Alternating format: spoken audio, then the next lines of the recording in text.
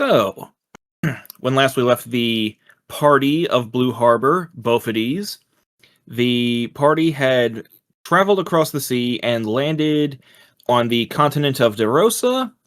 They are currently in the city of Tentanoon. They had just recently encountered a group known as the Six Shooters. And among them, they have found the identity of the Berkhamsted Devil, who is actually Silfer Delmaneve, a changeling. The party had turned in for the night, ready to possibly pursue Curdy's new keep that he had acquired from the Deck of Many Things, which is northwards, deep, deep to the north in Bluejean, which you know is Hobgoblin territory. When the party awakes, they are approached by Silfer, who is accompanied by a new individual who you have not met yet. Morning, y'all. I heard you guys was traveling on adventures, and, well, I wanted to introduce myself and my associate previously, but didn't really have the opportunity to introduce him, let alone myself. You know, incognitus and all that. But I figured I'd offer this individual up who is seeking to be a traveling companion if you guys are so keen on it. Brandon, if you'd be so kind as to introduce your character. I am Servamentus. I have heard about your travels. I am just very much interested in the way you go about your lives.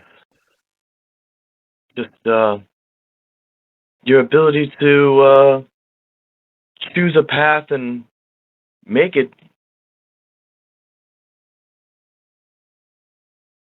Can you describe what we see for your character?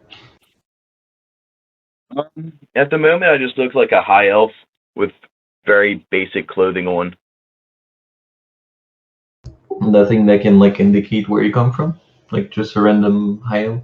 Because high elves, if I recall correctly, are not common around Blue Harbor, right?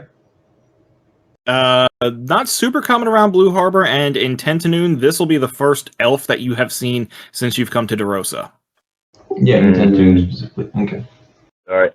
I guess I'd just be like a kind of a commoner, of the most common race around, just kind of blending in under the radar. All right, you are a Tentanoonian. You are a dark-skinned human. Dark-skinned human. Can't stick out much more than Jack. You've got a bipedal rabbit over here, so you can. You're being followed by 3 slimes. Oh, that's also true. God, we really are the Goonies, band of misfits. Did he tell us what his name was? Service Mentis. Service Mentis. Oh, hey, Service Mentis. My name's Dixie. How you doing? Honestly, I'm not sure. I could understand that. So, you wanting to come along and see what adventures you can get into too? Why? Yes, that's exactly the reason I'm here. Dixie is a little, it's nice meeting you. Same to you. And he goes and kind of shakes everybody's hand.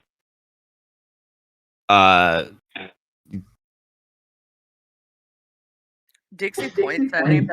We have met Sulfur before, so is there any kind of trait from him that might give away what he is, or? Well, as Dixie points at him, the world pauses, as is the way with the ring of the Observer. And Dixie hears the familiar voice in her head. Service Mentis, Changeling, Sorcerer. That's it. You know the ring does not give much more information than that for certain individuals. True. Yeah, so above game is that when she points out other players, it just gives their name, race, and class. And I would not feel anything, right? Correct. Yeah, you don't That's even all. know I did it.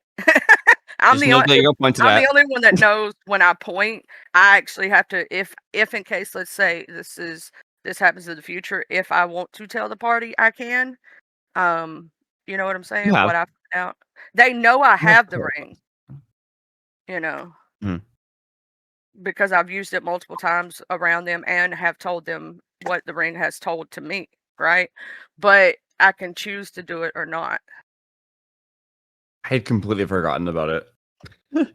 Yeah, I had to do my point. You know, I have to do my point, and everybody thinks that Yeah. Been makes a while. Yeah, the good old point. God, all I can think of is that the freaking pointing. Charlie has a pointing problem. Well, Dixie does. Dixie has a pointing problem. And Dixie in a nutshell, right Like, don't there. point at people. It's rude.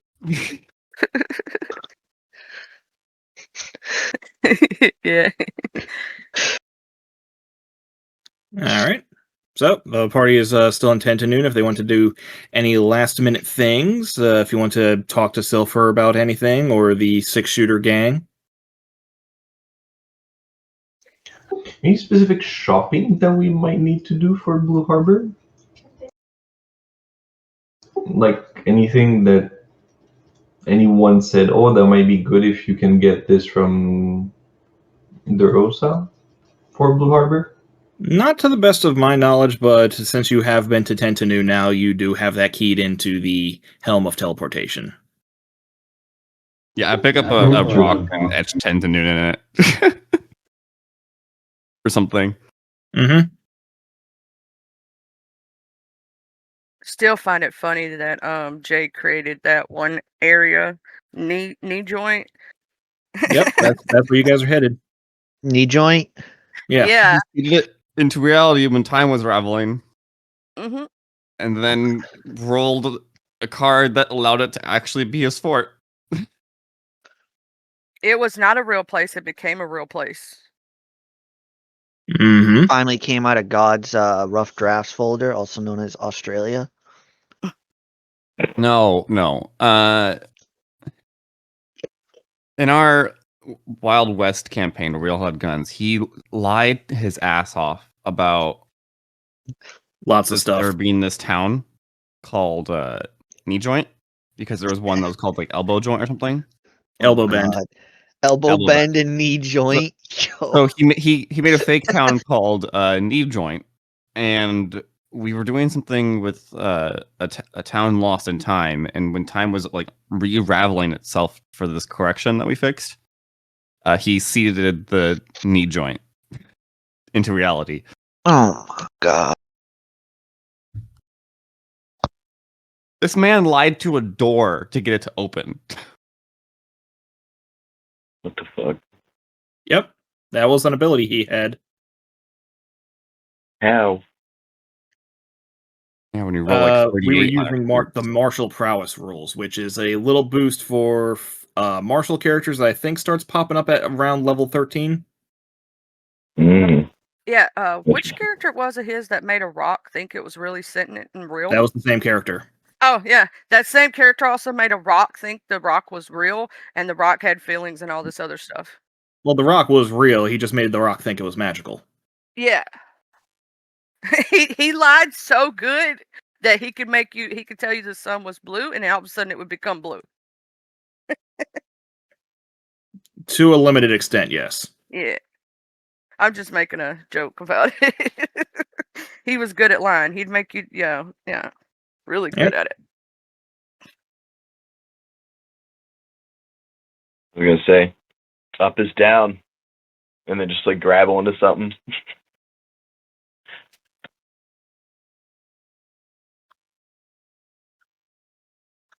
Mm-hmm. So, nothing else that the party wants to do in 10 to noon to the best of their knowledge? Nope, not for now. Not that I remember. I'm still figuring shit out with like where we were at and whatnot. So Okay. In that case, Silver is going to find a chance to get Jerry a little bit away from the party. Hey, there's Hello. Roger. How may I help? Oh, that's the thing. I was thinking I could help you, and then in turn you could maybe help me. So, what do you want? I was just hoping that maybe you could tell me what Lobo's been up to relatively recently, and I might be able to help you with a little bit of an inquiry as to something that Lobo might have maybe been up to in the past, or possibly the future.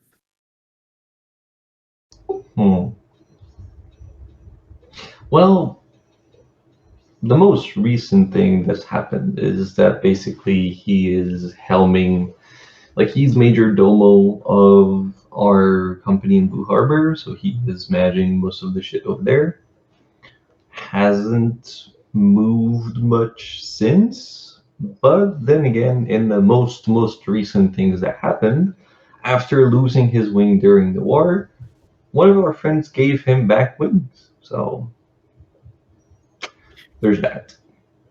Right. And where is he now? Still in Blue Harbor, but No, last you saw he was on the ship. he was where? Sorry? On the ship. On the Porcelain ship. Maiden. Oh, Yes. we brought him with us. Shit. Yes. I had teleported him into the tavern briefly to like settle the issue of the duplicates, and then teleported back. Mm-hmm. So yeah, he is in the ship. And where's that ship headed? To wherever the fuck Curdy's mansion is. I don't remember where it is often. So the thing is, you were planning on sending that to the eastern side of DeRosa to possibly like pick up some things from, among other places, Ohmtown specifically. Right. Sending it all the way up through to where the keep is would be dangerous, as he would probably be attacked by hobgoblins. Because we would have to go through Hobgoblin territory. Okay. Yeah, then I just relayed the information of last we left the ship off was in that direction, and I don't have the exact location, but the destination should be Ohmtown. All right. Did you happen to know what he might be interested in Ohmtown in that general area? I mean, from what I understand, he has family over there, but that's about it. A family he never really talks about much, does he? Yeah, true. But then again, he is a man of few words, so. Right, which might be why you don't really know that much about him, or why he might be up to, or why he decided to volunteer himself to go along with you on your little trip. And from what I've gathered, he did make that little trip over Durgon for you. Just went off in his own direction. Talked to some people that you're not familiar with. Ain't that right? Well, that does align with things that happen, yeah. Right. Now, I notice your friend has that little teleportation helm. You might want to make use of that on a more discreet manner. Wait a few days for when he's supposedly going to be at the port town. Pop over there. Keep an eye on him, see what he might be up to. Get back to me. Sure. Can do. Fantastic. Now, as for my end of the bargain, I heard that you might be interested in a certain little prophecy that may or may not be about our mutual acquaintance. Yeah, what the fuck is up with that? Because, like, we get information left and right for that. Some crazy people saying it's true, so, like, that doesn't really corroborate the whole thing. And then again, prophecies being prophecies, it can mean a load of bullshit and nothing at the same time, so. Well, I can't personally comment on it too much. However, I can point you in the right direction. Sure, that would be helpful. I know the local guild office happened to be hiring out a certain anthropologist. Really, she used to be an archaeologist, but then she moved careers after whole kerfuffle. Long story, not very interesting. But if you can hunt down that anthropologist and ask her, she might be able to point you in the direction of where that prophecy might originally be printed at. Okay, let me just like make a note for that because I have a bunch of notes and I haven't organized them. I should have a section for Lobo somewhere. I'll just put it there. Oh, Lobo. So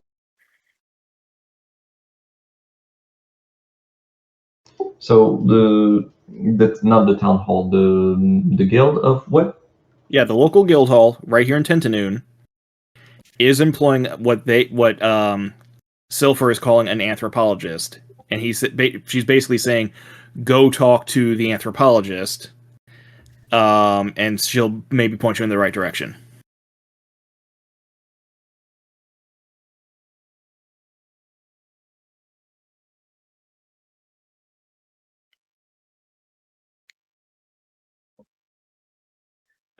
Charlie, the alchemist that you were asking about is still in Trasm. Oh, because I remember, and we never did follow up after he was supposed to go to Blue Harbor to know if he made it or not. Because then the thing with the Death Tyrant and all the zombies and all that happened. So I remember that. I was like, yeah, we were in that cave. We saved that alchemist, and he was supposed to make his way to Blue Harbor, and he never did. Correct. I thought that might be something we could look into in the future. Oh yeah, absolutely. You probably should look into that in the future, but alas, you guys are on a different continent right now.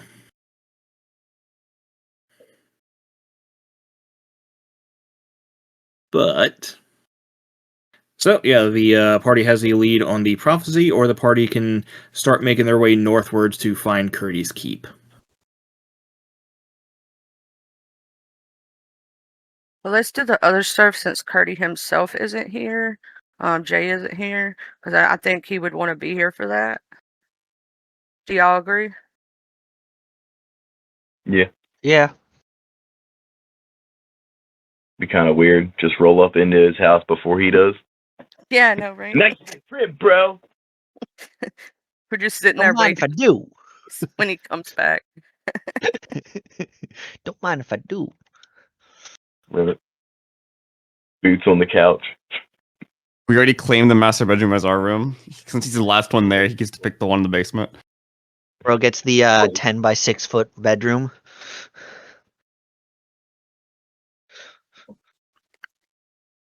All right. Ignore the hole in the floor. That wasn't an old toilet.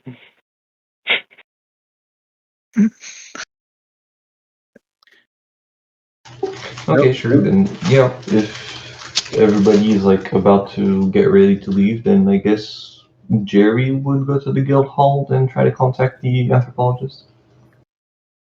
Okay then. So when you go to check in with the guild hall, and you ask about the anthropologist, they say that they explain that they have recently had a problem with mummies in the sewers. Okay. And they bring that up because it has been a consistent problem. They have hired adventurers, the adventurers clear them out, but then the mummies start showing up again. So they sent their anthropologist down to investigate it. That was about a week ago. They have not heard back from her.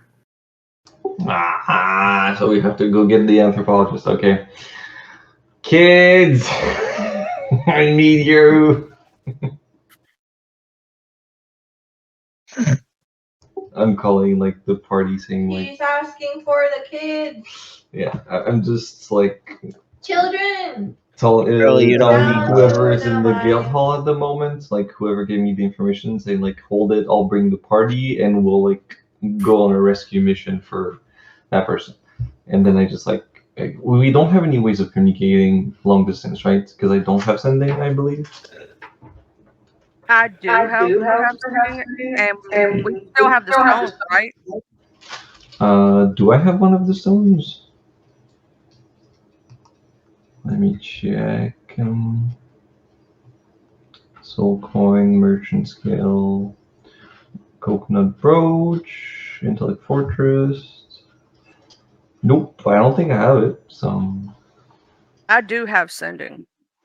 so I'll just have to like go back to the party, go get them, and say like, "Hey, last minute job. Anybody in?" It's a rescue mission, so it should be pretty easy. I raise my hand. What's the pay? Saving Oh. somebody, doing something nice, and also How having a much- favor from the guild. Yeah, how much gold? I can give you 4 gold. That's not much gold. Yes, but that's more than nothing. No, it's not always about the gold, X. Yeah. Oh yeah. No, it is. Sometimes favor are worth more than gold. Sometimes yeah. if you do something good, they'll give you something even better than gold afterwards. What world are you all living in? This world runs on gold.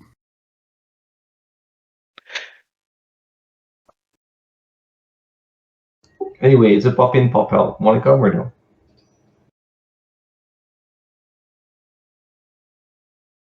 Sure, I'm down. Fine.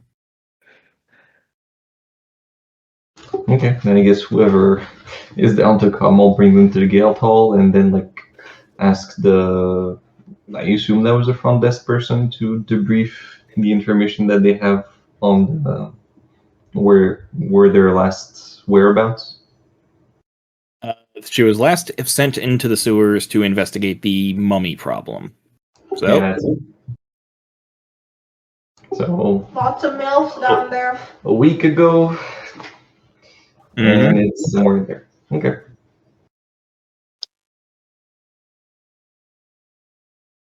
Yep.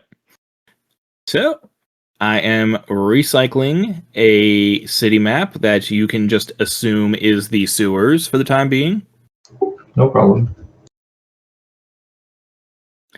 And 1 second while I turn on vision for all of you guys. I have vision. Yeah, and I always have the light cantrip always going, so there's that. Mm-hmm. I'm always radiating light. Thank Unless God. I'm not supposed to, unless we're like sneaking and we're not supposed to, but most of the time, yeah. I'm just a light bringer. Now, as the party goes into the sewer, it is not long of searching before they come across the aforementioned mummies. Please roll for initiative as we get back into the swing of things with a relatively easy combat. Once. Oh, straight then to combat. Oh, okay, yeah. Let me pull up I think I'm Clyde's supposed to have sheet. advantage on initiative. I think that was the other campaign. No, Oh no, because you have it because of the shield. yeah, that's why I was checking just to make sure before I roll because I almost rolled normal. Does Yaz fit in the sewer or no? Yeah, he does. The sewer system no. is actually quite robust. Okay. What is that thing? That's my mount. Oh, cool. I thought a thing popped up right next to us. I was like, what in the hell? Nah. It has 6 legs, no eyes, and smells What are like those hell. It smells like hell.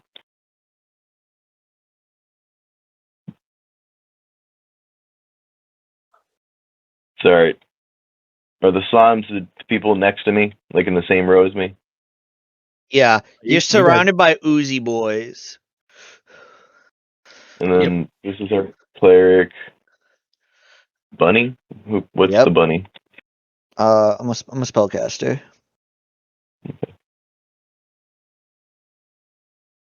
If you want to be in front of me, you can. I too am a spellcaster. So Oh no, I mean I'm all frontliners. I don't know why I'm in the back, but I'm just I gonna just swap pop me your and tokens down wherever. You guys can move them around in that general area however you so fit. Clyde, get the fuck in the front line. sure. I'm also trying to figure out why my AC is only saying 3, so I'm working on that. Brother's AC is My AC non-existent. should be like 18 or something. I have +2 armor. Did you make sure everything's equipped? Well, even then, his AC should be 10 plus his dexterity modifier. That's That's true. gonna be negative. Yeah, no, I have half plate plus 2, so 17 plus 19. What's my dex? Oh, I have to check something. Hold on. Now, from my end, your armor class says 19 for X. Not sure if you're checking for another of your It was 3. characters. I just started fixing things. Hmm.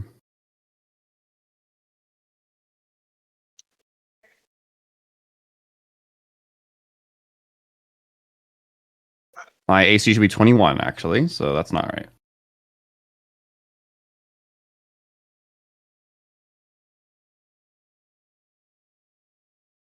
Charlie, would you like to take your turn in the meantime?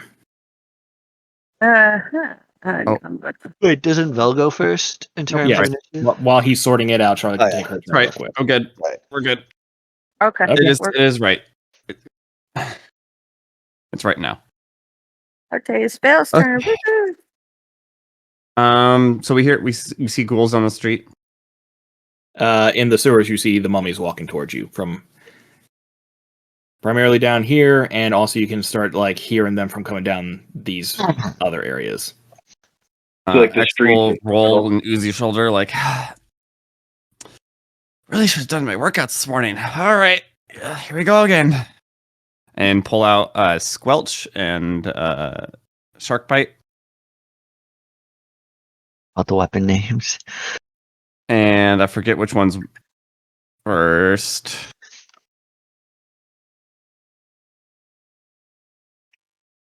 Mummies are technically undead, correct? C. They are not technically undead; they are undead. Okay. 'Cause, C. Cinderella. I was looking at Oh. destroy undead. Why didn't Clyde? Sorry, Clyde just never had a Oh, I can't reach anything. Okay, the long rest taken care of. Whoops. I'll move up 25 then.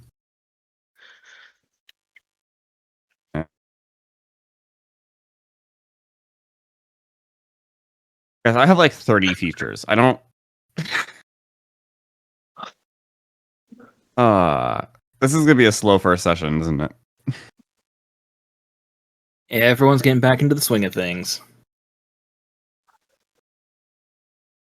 So I gave you this little combat Sorry, encounter my right at turn the is start. taking so long. I cannot reach any of them. Going to cast.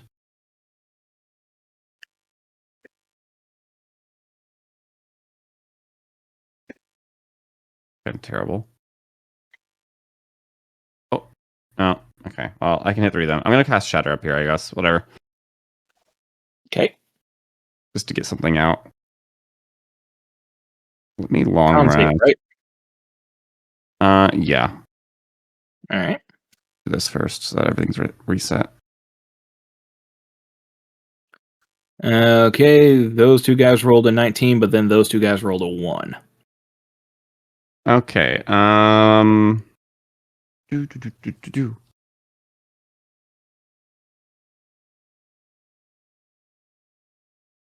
18 thunder, half on save.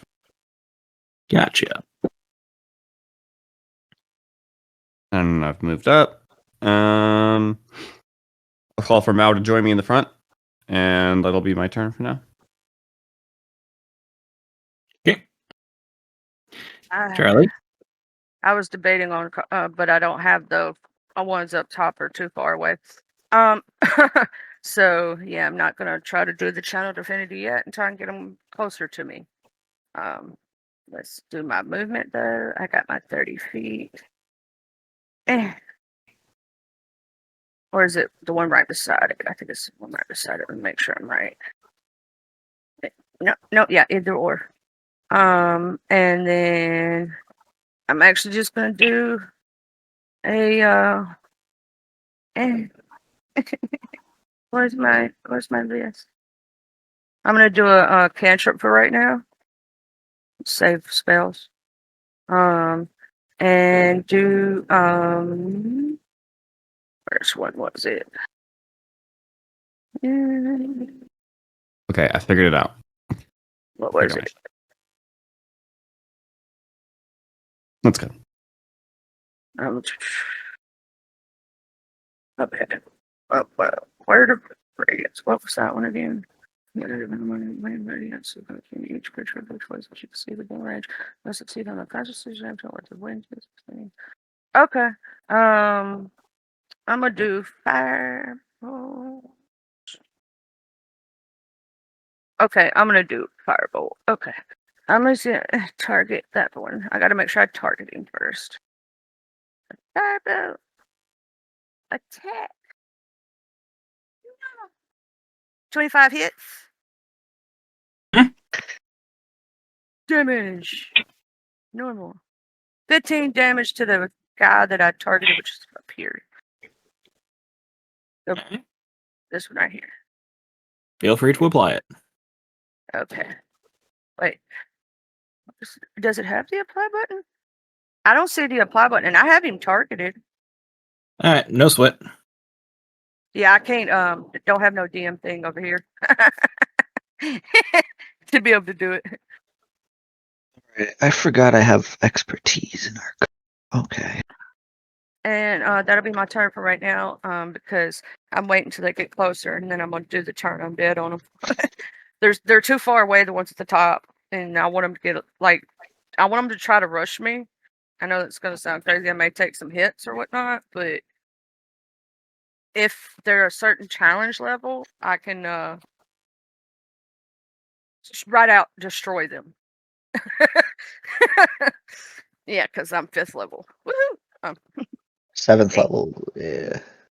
Well, actually, technically, it's the I don't just to save for whatnot. The where's it at? Yeah, it's the destroy or seer undead or destroy undead. Destroy undead. Yeah, you only have to be 5th level. If they're a certain challenge rating or below, and they fail the saving throw, they're straight up destroyed. I guess that explains the lack of undead we've encountered in this campaign.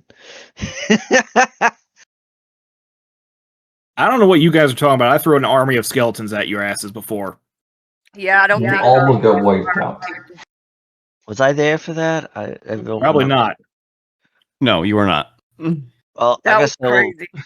But I wasn't Well- 5th level yet at the time. I didn't have that. Remember? I will go up next to. I had turn undead, but I didn't have destroy it. And for the record, yeah, the one guy had to dash to Charlie, did nothing. The other guy sluggishly missed both of his attacks against Charlie, but Charlie does still need to make a wisdom saving throw, DC 11. Pretty trivial, but we'll see if she fails it somehow.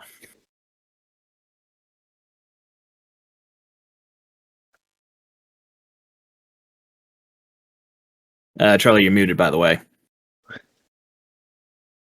I was just a talking to. I have headband of wisdom, so or there was something that I think gave me, was it the Sentinel Shield? While holding this, you have advantage on initiative rolls on wisdom and perception check. Yeah, I have advantage on wisdom anyway, so that's why I was checking. I Do you knew I have did. advantage on wisdom saves, or is that just perception checks? Oh, let me check again. Perception checks. Oh, is that perception checks? Okay. So it's just regular then? Alright. Well, Yep. yeah. I mean, you're a cleric. I would hope to God you can pass a DC 11. That's a six. Let me use my inspiration here. Let's try again. Okay. Okay, Charlie, you are immune to the mummy's dreadful glare for 24 hours. Woo! Alright, now it's Jack's turn. Jack's gonna go up next to X, and he's gonna firebolt the mummy that's coming over by the side.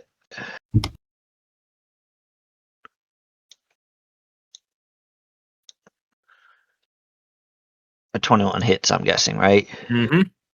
They have an armor class of 11. That's 15 damage.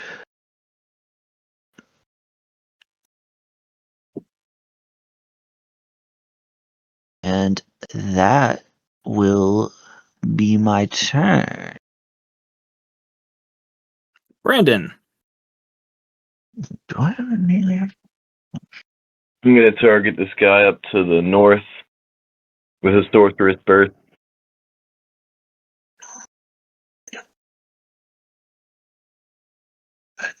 And 25 hits.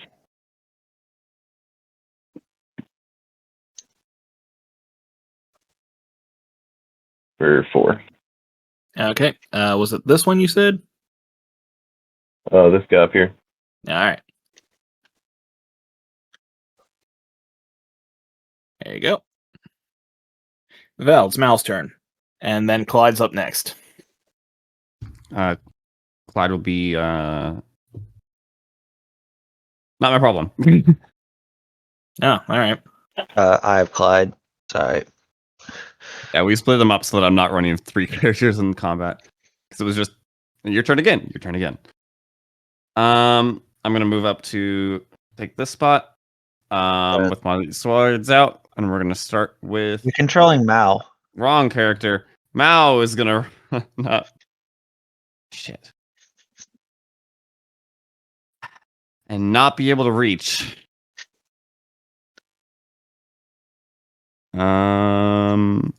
Oh shit. Can Clyde reach? Alright, Clyde's gonna be fine. It doesn't have reach.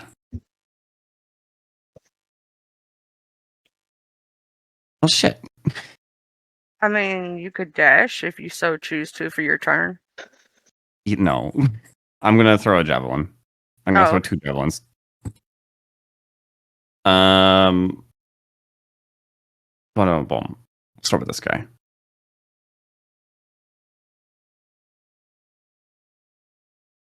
Pulls a the javelin off of her back. Not doesn't make things weird by storing her whole inventory inside her like X does. Inky.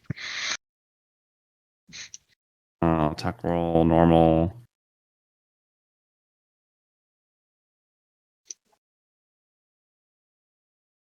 Nine damage. Is the that mummy still up?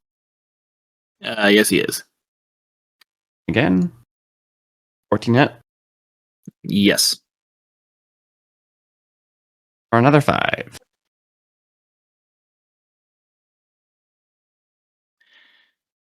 Congratulations, you have your first bloodied mummy. Cool. On that turn there. Alright. Okay. Clyde's gonna move forward and take a swing at the mummy right in front of him with the Warrior's Pass key.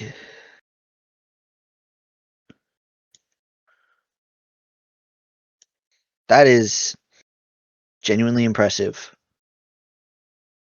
I'm not inspirationing that. Extra attack, do it again. Oh my god. That works. hits. So 12 hits.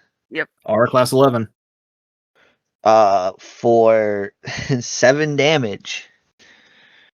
Oh wait, yeah. That's 7 force damage. Okay. And that will be his turn. Okay, let's see here. Next up is this mummy who is dashing. 2, 4, 5, 6, 7, 8. No, wait. Only gets right there.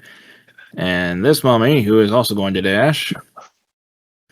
3, 4, 5, 6, 8.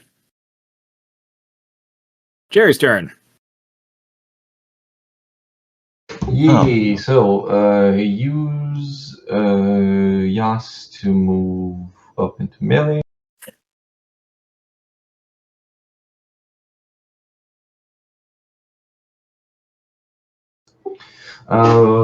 They don't look very wise nor smart, correct? Correct. Okay, then I'll target this one with Yaz, and he'll use Eye of Rage as a bonus action. So it needs to make a DC 15 Wisdom save or become enraged. It has advantage on its attack, but it does not differentiate friend or foe. And it doesn't work if the creatures have an intelligence of 6 or higher. So I don't know if that works or not. It has an intelligence of 6. Okay.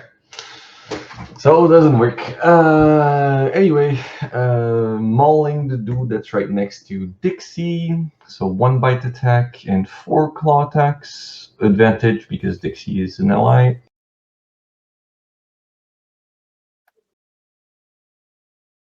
Does 12 hit? Yep. Okay.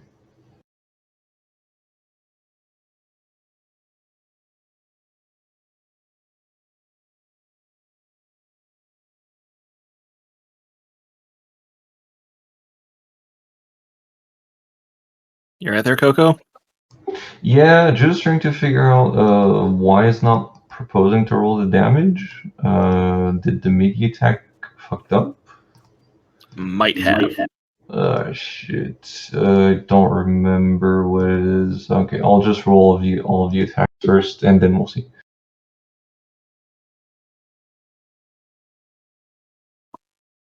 Okay, so 1 claw hit. 2 claw hit. Is that a crit? No.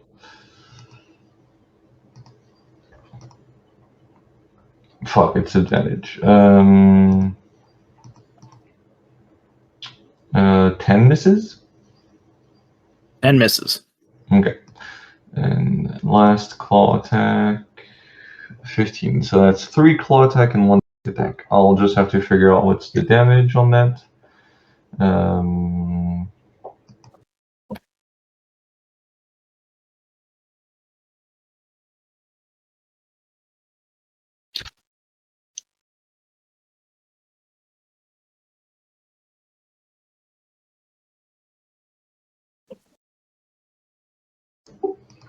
Devil Zephyron. Action, bite attack. 2d8 plus 4 and claw or 1d8 plus 4. Okay, got it. So that's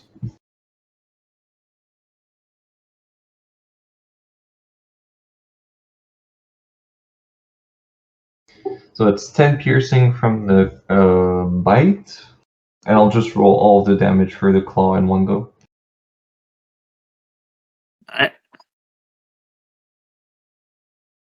And that's 12. That's 12 damage for all the claws attack, slashing damage. Okay. Is it looking rough or no? It is bloodied. Okay. Then for my turn, I guess I'll target the same, and for now we'll keep stuff and just throw firebolt.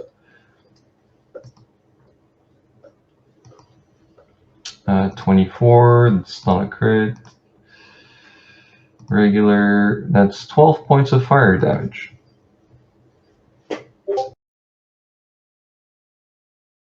Alright, let's see here. That is dead. Okay, good. And that's it for my turn. Okay. And see here. Next up is this mummy who's going to be moving over here. Targeting Mao. Let's see here. A couple of rotting fist attacks. 8 misses and 9 misses. But Mao still needs to make a DC 11 wisdom save. Okay. I'm just checking because I might have advantage on saw a couple things with wisdom. No, it's insight. Okay.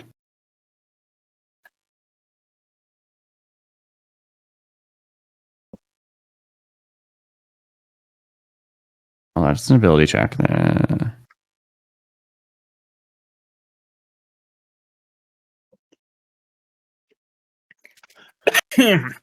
Excuse me.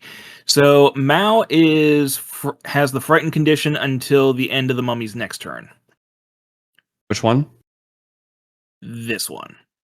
Okay. Now it is X's turn. X gonna give it to you. Yeah.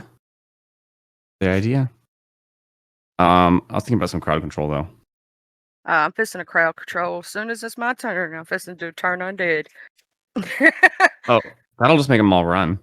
No, if they're under a certain challenge rating and they fail to save, they'll outright be destroyed. I don't know what the challenge rating has to be though. It should Yeah. say the ability. Let's see. I don't know if I want to use a third level spell though for crowd. It's fine. Let's get in there. Let's have some fun. Park it straight up, the one in front of Clyde. And we'll go Swelch first. And then Shark Bite Cleaver, because I don't have proficiency bonus, so it doesn't matter anyway. That use that 1 second. It just says on the shown in the table below, but I can't see the table.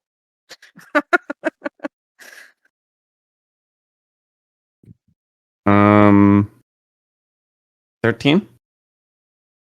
13 hits. At 5th level, it's 1/2 or lower. At 8th level, it's 1 or lower. You would not be able to destroy these guys until you're level 14. Oh, okay. But I could totally then do Radiance of the Dawn anyway, so yeah. And it won't hurt my allies, so that's good. Okay, so 6 damage there, and then Shark Bite Cleaver. I'm hoping this rolls properly.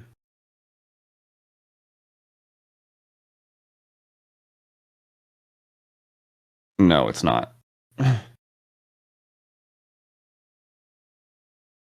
that's fine. It's not gonna hit anyway. Right not. That's all done.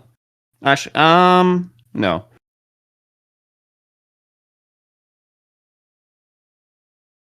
We'll hang on to my Bardics. We'll hang on. Yeah, that's it. Sorry.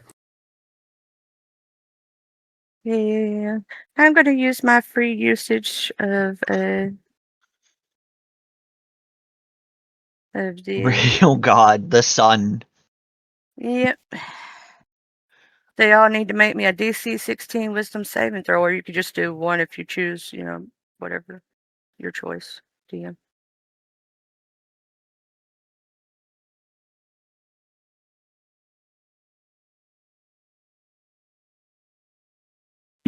Okay, so let's see. That's full damage on failure, half on success.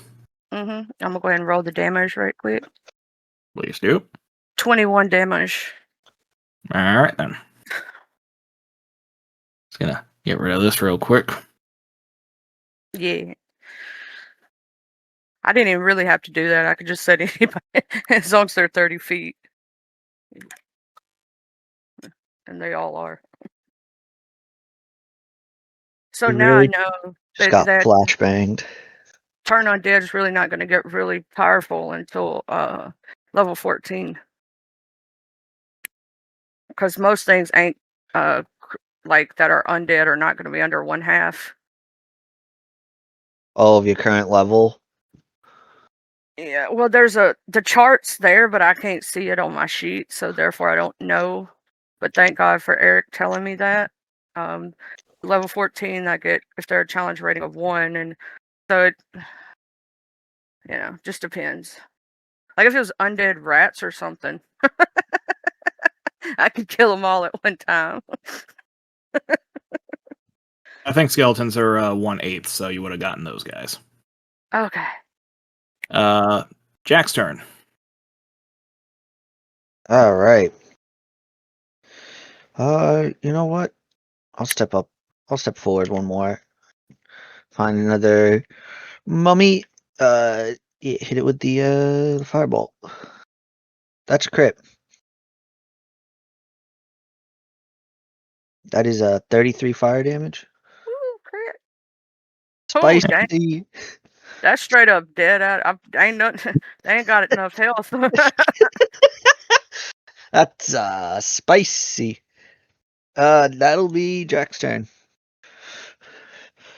All right. Brandon, it's your turn. All the way there in the back. We're gonna step up.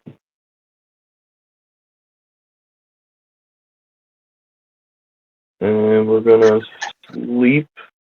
I think I could. No, I can't get both of those. All right. We're not gonna sleep. We're just gonna sorcerer's first then. On. Oh, it's actually just a hard CR, not like. Oh. Yeah, that destroyed its ass. 14 hits. For 20. Oh yeah. That's a good That's amount of all. damage. It's really weird. So I get what 2d8 to start, and if I roll an 8 on any of them, I get an extra die, and I can get extra dies up to my spell casting ability modifier, so I can get up to 5 dice. Oh my god. But I have to keep getting like 8s in those rolls. So you could get Yes. really, really lucky and get like crazy amounts of damage if you got extremely Yeah, lucky. Because you got to think, like, if you get an 8, you're already doing high damage, so, and Yeah. you get another die, so that'd be like a really high damage. Jesus. So up to 5, that would be. We found our caster, our blaster caster. Well, the only thing is, I guess it doesn't benefit that much from crits, because you would already get the 4 dice. You could say that means you could only get 1 extra dice. That's like 40 damage, if I'm not mistaken, if That's you did cool. max damage. No, you can add. The crit's different than adding dice, is it not? Yeah, it automatically doubles, so it would benefit heavily from crits. Oh, it would? Oh. Yeah, Okay. you five. literally are just a crit fisher. I thought it counted towards the 5 dice. Nope. No, because crits modify your starting dice. They're not just added. Oh, that's crazy. Modification versus addition. Mal's up.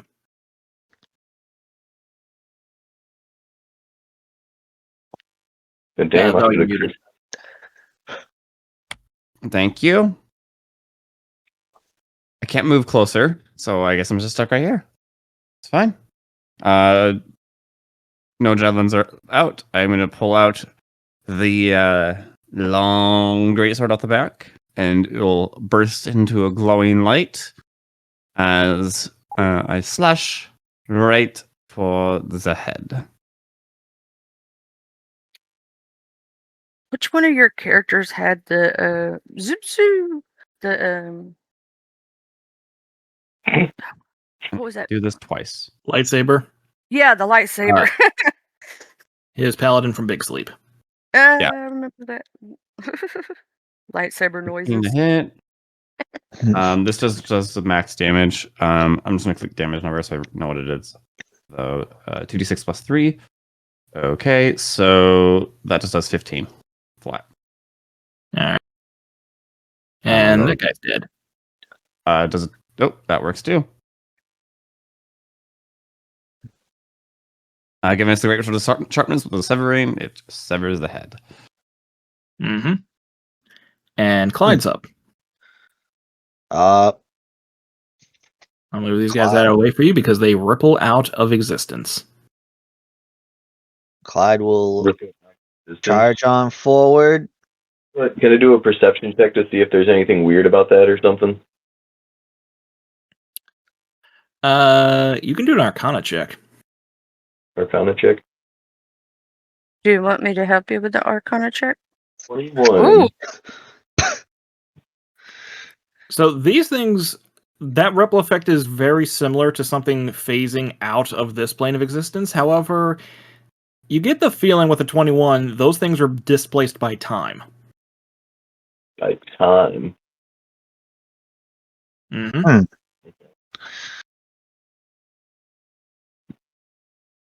And that by slaying them, they return to the original time period where they're supposed to come from. There's something that keeps bringing them back. That's why they keep coming back.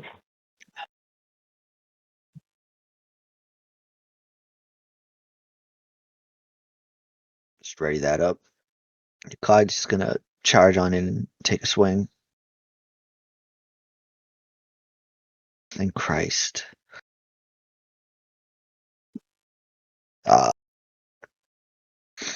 14 damage. Mm-hmm. Extra attack. 21 total damage. Force. Mm-hmm. And that will be my turn. Right.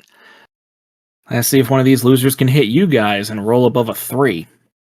Oh god, not Clyde. No. All right, 15 Nope. and 22. Yes. Normal, please roll. Let's see here. So you take... Wait, double checking on that one. Huh.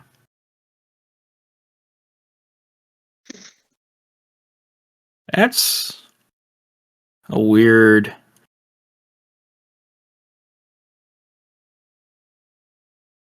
Huh. Yeah, that is weird. Okay, so you take a grand total of 19 damage. And you are cursed. While cursed, the target can't regain hit points. Its hit point maximum doesn't return to normal when finishing a long rest, and its hit point maximum decreases by 3d6 every 24 hours that elapse. A creature dies and turns to dust if reduced to 0 hit points by this attack. God. Clyde. Too many jellies. Well, Dixie, do you have remove curse? I do. Should fix it then. Or then we're fine. I'll be generous because you guys realistically wouldn't be getting would not be getting any fights for the next couple days, so you would be able to deduce, hey, might be cursed. Dixie, throw this on me. Also, you need to make a DC 11 saving throw just because. Wisdom. Yes. Frightened until the end of that mummy's next turn. Yeah, we're just gonna take that L. Jared?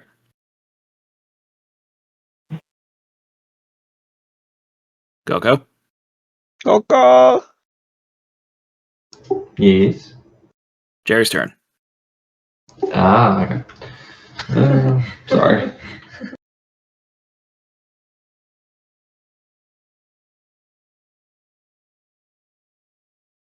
Okay, trying to maul the this one with yes, first, so bite attack advantage because pack tactics 23 hits, and then 1 2 3 4. So first one hits, second one hits as well, third one hits, and fourth one hits. So that's slash R 2d8 plus 4 piercing damage for the bites. That's 14 piercing. There should be a crit in there, I think. Sorry? There's a crit in there, so. You're right. Then 27. So that's slash R 5d8 plus 4. Yes. 8 plus 4. Well, no, not plus 4, plus 12. Well. Yes. That's 31 points of slashing damage. Yeet. And now with Jerry, just going to do the firebolt because that seemed to be working. Regular attack, 22 damage, 13 points of fire damage. and dead. Nice. Okay. Nice. How does it feel knowing that your mount is a higher challenge rating than the monsters you just killed? That's why I got it. Oh boy. Alright. It's funny to think about it, but technically Yaz could take on an entire village of commoners and still like live through it. Quite possibly. Alright, next up, I need you guys to make perception or investigation checks for me, please. Let's see. Hold on. Yeah. I We're just have gonna glaze over the advantage. fact. Yaz 100% would take on a town of commoners, especially if they were children. Yeah, he's hungry. Perception. Where's perception? Said perception or investigation. Yep. You know what? Woohoo! Investigation.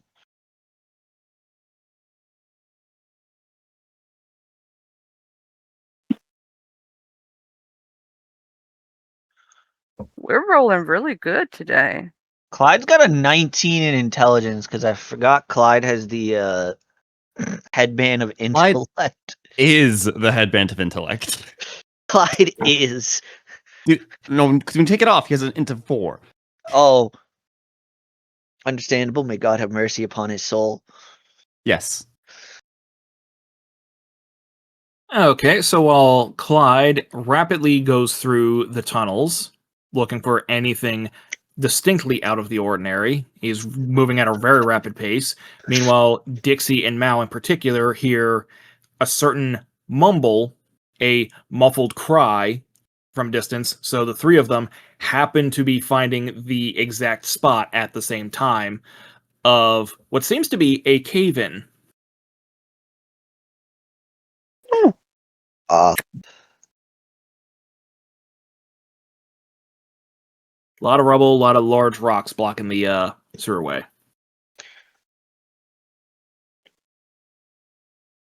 Do I have anything for that? You need to.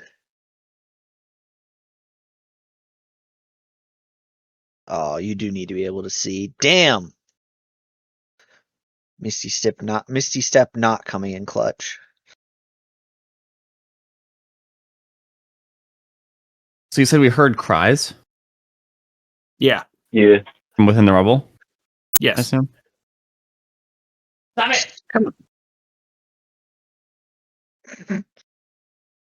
Was that Um, Vel yelling at his cats? Yeah, I'm dealing with cats problems right now. Sorry. I mean, we should try to remove the rubble, should we not? The oozes can also kind of like squeeze in and figure out what's going on. Actually, you cannot. It's tighter than an inch. It is airtight. You guys try to squeeze through, and you cannot find anywhere to squeeze in through. Can I Oh, can no. I try to detect thought? It's too thick for me to like hear your thoughts through. Let's see here. 1 foot of Should be blocked stone, by something. right? Yeah, I believe 1 it's blocked by. foot. Yeah. Yeah, it's the rock pile is deeper than 1 foot. All right, let's clear it. Yeah, let's clear it if we can. Yeah. Anyone got a Alright. shovel? I'm pretty sure we actually do have a shovel that moves like 5 feet at a time, doesn't it? You might. You stop. Who would have that though? I don't have it. Or maybe that might have been our big sleep campaign. Probably. Might have been 6 shooters. So I'm gonna need a strength check from somebody. Who's got the highest? Oh, is it Clyde? Might be Clyde. Oh no, actually might be Mal. Hold on. 17 with Clyde. 17 here too. Oh, that's right. They were supposed to be just clones of each other. Real quick, actually, a strength investigation check. Oh. Wait, what? A strength investigation check? I'm -1. So do you want to do this? I guess I will do it. So you want me to do an investigation using That's a cleric with better strength? score. It runs off of strength instead of intelligence. All right. Okay. Oh, I am inspirationing that I'm not accepting that. Not with Clyde. God! You feel like you might have an easier time grabbing rocks from the top. Possibly.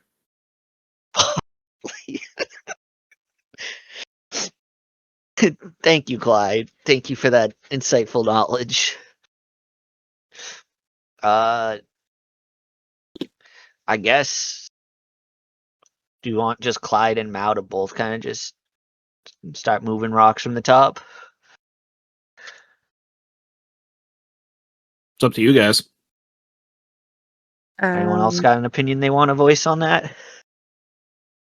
I mean, No, unless we no. have magical way of moving things or a boom big enough to clear it fast, I don't see any other way of doing it. I don't think we should fireball it. oh Why no, not? It's airtight. no. I'm We're not looking. having rabbit stew tonight, please. And no one has like melted stone or some shit like that? I have melt. Then you should be able to That just how do the stone. meltstone works? I do not think so. No, but you can move through stone and see if there's something on the other side. Let's You are see. relatively convinced there is something on the other side. They are screaming for help. I have freedom of movement. Okay. I think we just start moving stones, people. I'm Yeah. gonna go for it with Clyde. Okay. I'm playing music for you guys as inspiration. I have meld into stone. So do you want me to cast meld into stone and go in there? Or I don't I know. don't if think that's how that works though, because it says No. meld into stone. You step into a stone object or surface large enough to fully contain your body, merging yourself and your equipment with the stone for the duration. You must touch. Oh, it's just a hiding spell. Fuck. Yeah, never Yeah. mind. hiding spell. Yeah, it's just a hiding spell. But freedom of movement does you touch willing creature for the duration the target's movement is unaffected by difficult terrain, the spell and other magical effects. Now the reduced It no, doesn't that matter. yeah, that doesn't matter either. All right. We're gonna be digging Yeah, while you figure this out. going at it with the strength Like, check. Does considering that music Jared, give me an advantage for positive mindset? Now I Eric? can give guidance, which to anybody, and it once, and this is just a cantrip. Once before the spell ends, the target can roll a d4 and add a number rolled to one ability check of its choice. So, like, let's say you're trying to do the strength thing, I can give you guidance and it'll give you a d4 to add to your strength check. I'm about it. Clyde's gonna go at it and start moving some rocks from the top, like he thinks he thinks it's gonna be the best way. All right. Is Mal going to help? Yeah. Oh. Okay. And Athletic check from them, and whoever has the guidance can roll that d4. On athletics check, I clicked strength. My bad. oh hell yeah, athletics. 26. What the heck? Add Just that d1. a 'Cause I think I D4. got yeah, d4. Give it to Mao. Give it to Mao. Give it to Mao. Give it to Mao. All right. Please. 28. 28. Mao is a Okay. unit. Mao is 1v1. Like the last fight that we were in was in the cave thing with the animated armors. It was a 5 versus 3, and we were struggling over there. And in that same time, Mao 1v1 and murdered another armor. Oh, I do remember that. Yeah. And it kept trying to run to get to the party. And it's like, no, sit the fuck down. So, do we clear the rubble? Because Mal rolled so high, Mal noticed something that Clyde doesn't notice. is that this isn't quite a cave-in. You ever see in a video game an object glitching into another object? Oh no, they're clipping. Oh, yeah. Yeah. As Mal moves a rock, Mal notices a large rock is actually stuck into the ceiling as if it's clipping through before it starts slowly and then eventually shoots out. Mal manages to knock it away with the boulder she was holding. What Clyde notices, on the other hand, is a blast of acrid, stale air hitting him in the face Mm. as the rocks are moved through and the seal cancels out, and then the air that was actually trapped on the other side just blasts him in the face.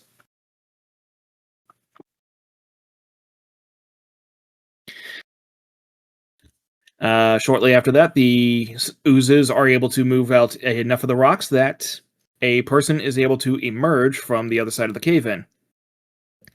Bloody hell! Thanks for that. Can't even tell you how long I was on the other side of that. Oh, you got oozes and devils and cleric. I see. So you're adventurers then, are you? Yep, sent by the guild to pick you up. Right, of course. Thought they could I have been just- more timely about it, but never look a gift horse in the mouth. So, how did you got yourself trapped down there? Well, I was down here investigating the cause of the constant surge of mummies, and then, next thing I know, right behind me is a pile of rocks. No noise of a cave-in, they just suddenly appeared there. Yeah, it does seem like these rocks are somehow melding into each other. As well, from the mummies that we fight, it does seem like things are not when they're supposed to be. I just Mal- realized I could have used stone shape to make a door, and y'all wouldn't have had to go through that. Does Dixie say that in Yeah. game? Yeah, on level 5th level, it's my like highest level spell, but yeah, I didn't. It's fine. realize We're that. fine. Yeah, Charlie, does Dixie say that in universe? Oh no, I was just saying that above game Okay. that I was a dumbass. In universe, Charlie says, Dixie says, "Hi, and who might you be, and what's going on here?"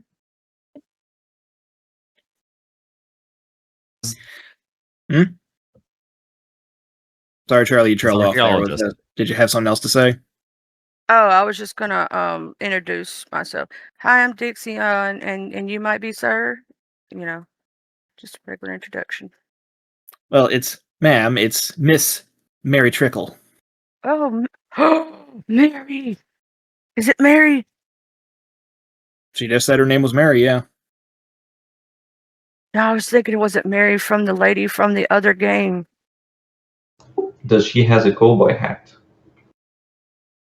Does she have a what? A cowboy hat. No. No, she does not. Mal and X be talking in the back, more or less loudly about like that weird shift and the implications that it could do to be tied to 10 to noon. Wait, no, shit. We don't know about that. That was another campaign. Fuck. Yeah, that's the 6 shooters. I know about that. Yeah, I was asking if it was Mary from 6 Shooters or not. I was asking above game. Could be.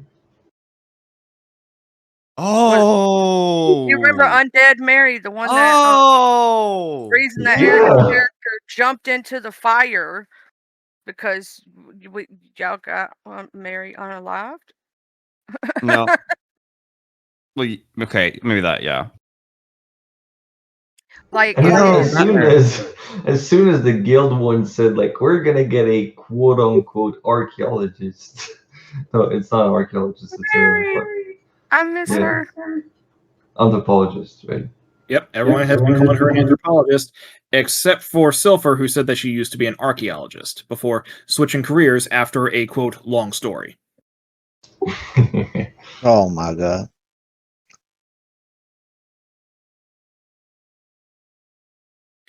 So, was there anything else you needed for me, or can I go topside now? I mean, I had a few questions about things you might know, actually. Like your expertise might be interested. But we can do that upside if you want. Please. As I said, I have been down here for quite a while, and I'd like to see the sun again. But did we figure out what was bringing the mummies? Well, you in particular deduced that it has something to do with time manipulation. You haven't asked her about the mummies per se. So I asked her like if she knows about any kind of weird artifacts in the area. I know quite a bit about the artifacts in the area, some weird, some rather mundane. Was there something you had in mind in particular? Possibly planning a heist of a museum. No, anything to do with any time manipulation. Oh, that, yes. Was there any other issues with time problems, or beyond the cave-in? Oh, don't tell me the mummies are also part of a time manipulation anomaly. And he just kind of nods. I like how you say again. Has this happened before? It has with a group I've traveled with before. They were a rather reckless and careless bunch. And in my personal experience, adventurers do tend to mess with the very fabric of reality to an irresponsible degree, and then it's up to people like me to try and fix it. Can I sense her intentions? Can you what? Can I sense her intentions? Like is she conniving? Like does she? How much does she know? So you're casting detect thoughts. Yeah. You're reading her surface level thoughts. Yes. Okay, Like as so she was, like she knew a lot about the artifacts and such, and the time manipulation. As she says that, I use detect thoughts. you're getting flashes of pyramids and traveling with that party of gunslingers that you briefly saw in the tavern when you met the rest of the crew. Her traveling with them, and her having a lot of unsavory thoughts about that crew and adventurers in general. Okay.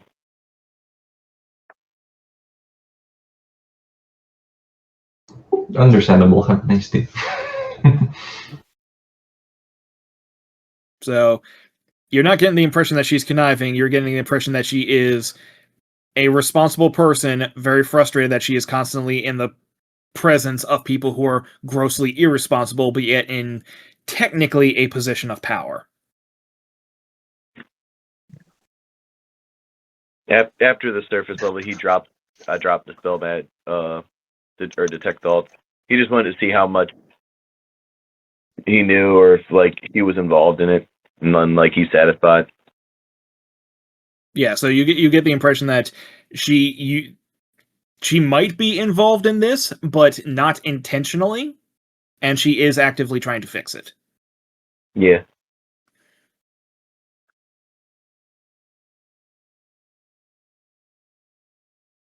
So, anything else for Mary? Can I just say I'm so excited to see Mary again? And it's like amazing for me. Okay. Service offers to help, like her fix the time anomaly thing. But can I? Unfortunately, first I need to exactly find out what the grandest nature of the time anomaly is. But if I figure it out, I'll be in touch, possibly. May I ask, how, like, might we get in touch with you? And if you need any help, just let us know because we really do want to help fix this issue.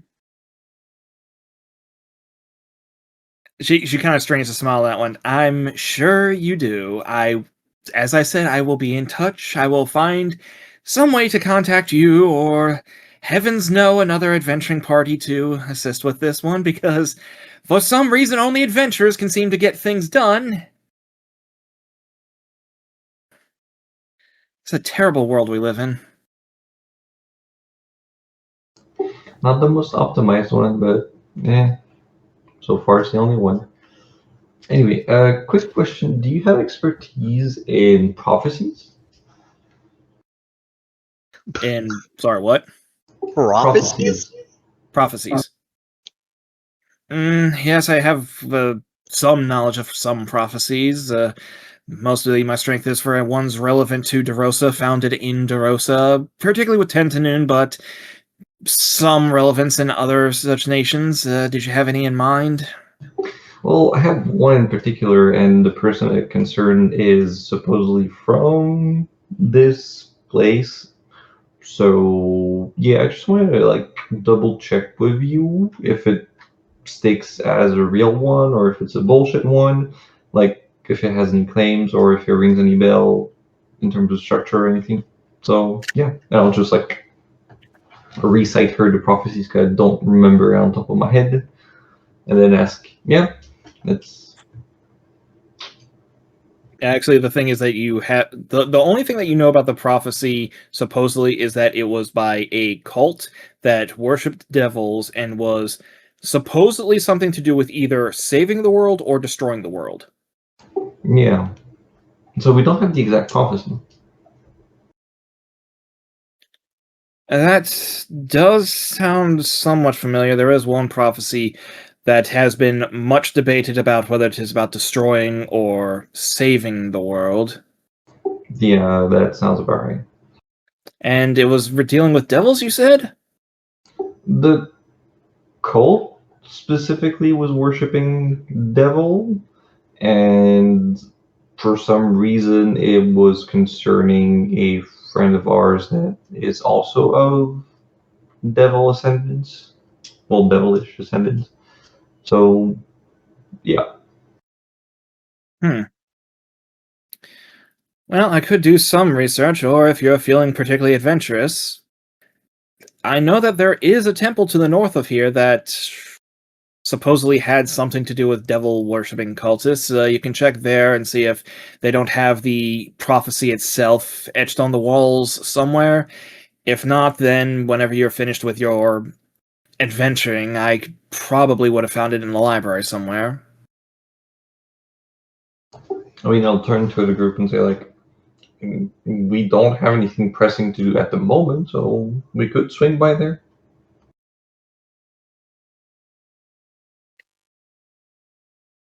That's fine by me. I'm kind of along for the ride. I'm fine with that. Could be something interesting to learn.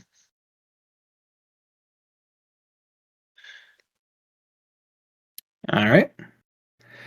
So, the party is going to be making a trek to the north, which does happen to be where you need to be heading towards for finding Curdy's Keep. Was there anything else that the party wanted to do in Tentanoon real quick, or maybe take a long rest before heading up there, or just start heading straight out? I mean, does anybody need a long rest? I mean, I guess if Dixie casts remove curse, then yeah, probably need a long rest. Yeah, because that'll take over my 4th level spot and blah blah blah. So yeah, I'm not against it. just so I get my spell slots back. Hmm. Oh, do I need to go ahead and cast it and then uncast it, or just we cast it and say we cast it? Yeah, we can say recast it. Okay. I'm not against taking a long rest if people need it. Okay. Do we take a long rest? You should. I mean, I didn't really exert myself, No, but I assume I we're was traveling. anticipating more stuff to pop in.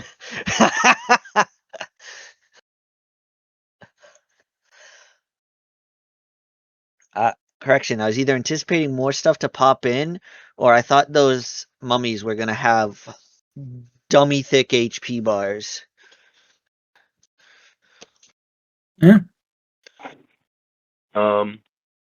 During after the long rest, I'm gonna play my lute,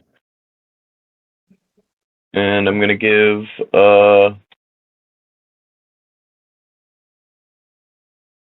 I don't know their names. I'm gonna give Charlie's, Dixie. The slimes confuse me. The one up, the head- one with the There's And 3 Jack- slimes. You're gonna need to be more specific. the head slime. This guy. head slime. I like that description for X. X will gladly take that title. I mean, Don't X lie. is literally nobly titled Captain. And what is it? He Captain Jack? X Jack. of the Jack Porcelain name. Maiden. And they all Maiden the get rabbit. It was named for a bathtub back in I forget which town.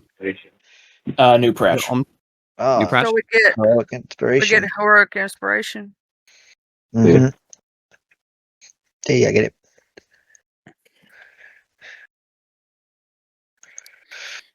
Okay.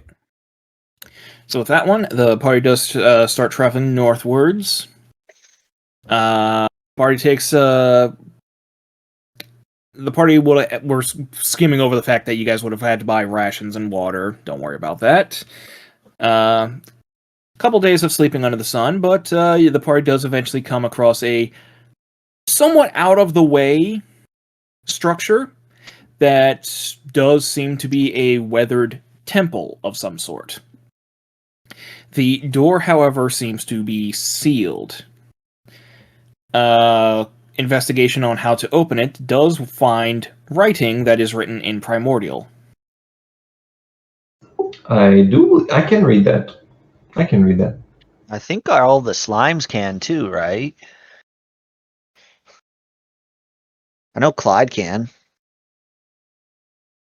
Well, real quick, I will send to Yep. Coco what it says. So can Mal, and so can I. No, not this one. Oh, no. We are doomed. What does it say? All of the slimes can read them too. Yep. Yeah. So, yeah, Jerry would just say confusingly, "What, salad dressing? What the fuck?" Okay. Huh? We are doomed. I don't get it. What's going on? You. What? What did I do? It's your lineage, the salad dressings character. Mayonnaise? All of them. I only have two. Vinaigrette and mayonnaise. Yeah, there are only two. And balsamic. That's not mine. Well, it's technically part of your lineage. Not mine. Wait, Wow. what did I do? Gia really disowning a descendant like that? That's not mine. It's your brother, technically. I didn't know he existed until he did. So you want to share with the class, Coco, what it says? Yeah, I just said it says salad dressing. Like, confusingly, Jerry reads salad dressing? What the fuck? Salad dressing. Now, which party was it that met Vinegar? Almost Was this everyone one? here. Except for Jack and Severus, everyone here has met Vinaigrette. Oh, vinaigrette. So I'm not really gonna like fully connect the dots, but I'm be like, kind of sounds like that Vinaigrette that we met. Maybe she has a Alright. lineage that goes back a long time in Denton. Or it's talking about food. Anyway, does anyone have vinaigrette to slap on the door and see if that opens it? But first, X it does like a gimme hand. You said 4 gold. Ah, sure. Yeah. Add 4 gold to your stuff.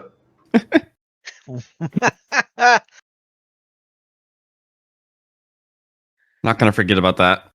Thank you.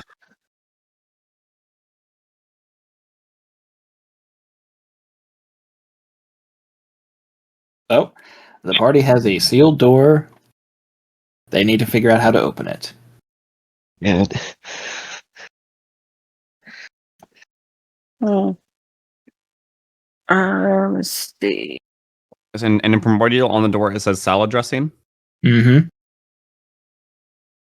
Ranch. I will say in Primordial. Nothing happens. Caesar. Let's just Well, keep listing off blue cheese, Mustard. croutons. Could be a dressing, Caesar right? dressing, Mayo.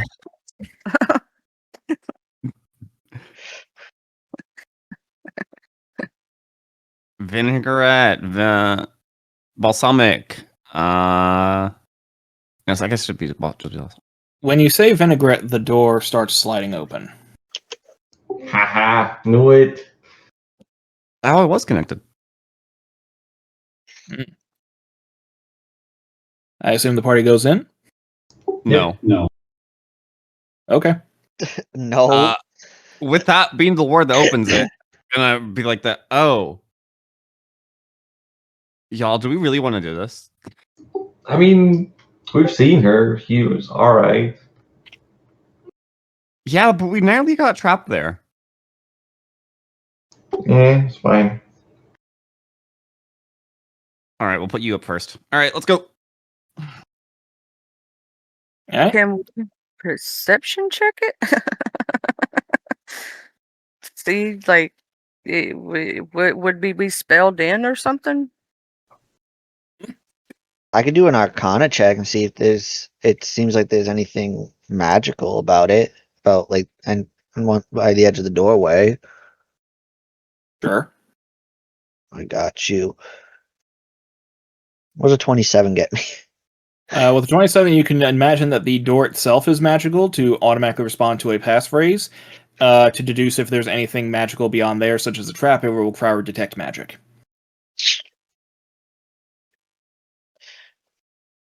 Yeah, that's not my spell list.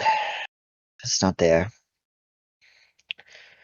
Anyone able to cast detect magic if they want to make sure that there's nothing innately I harmful have down there? Dispel Magic and Protection from Good and Evil, but that's about it.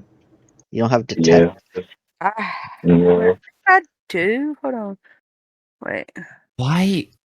I have I auto don't. zero. I can't imagine that being on Uh, the cleric spell list. no. I have protection. Let's see. Oh my Where? god, cleric does get it. Yeah.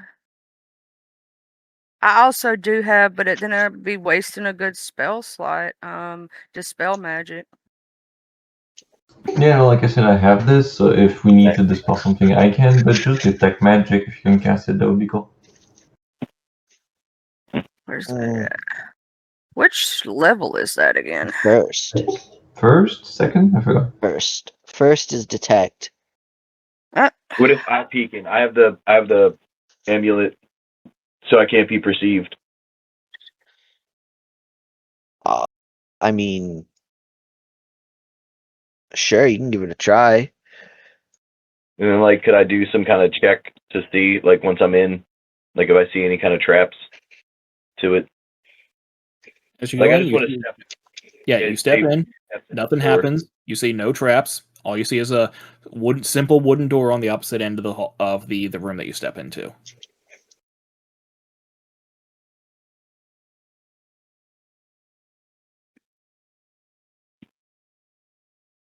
Hmm. Where does What if I this just come dispel from? magic on the room? Hmm? What if I just dispel magic on the room?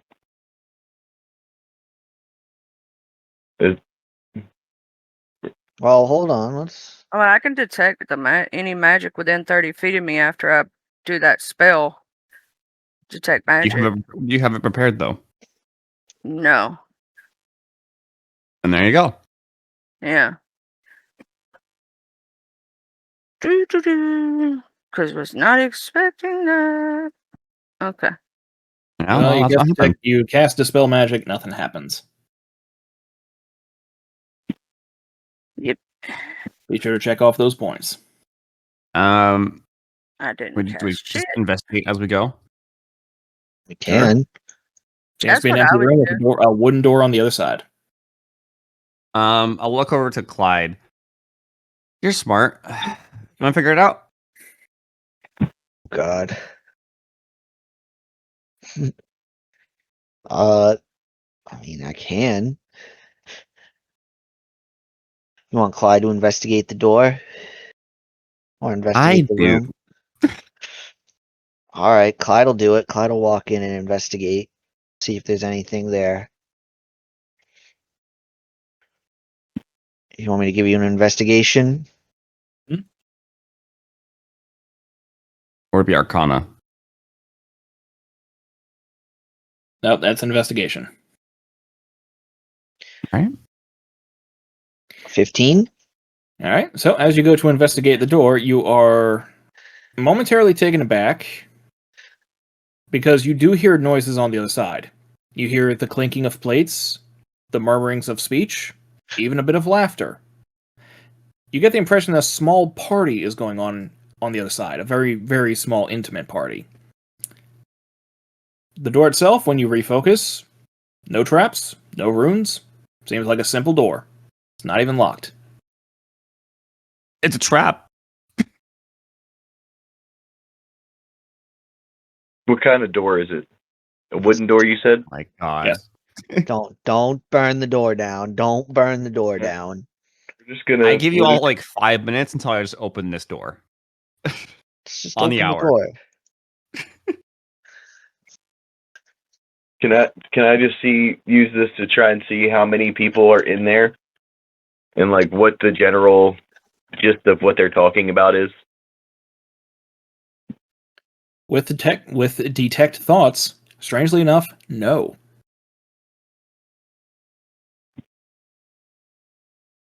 I convey that to the rest of the party. There's no thoughts present on the other side of this door.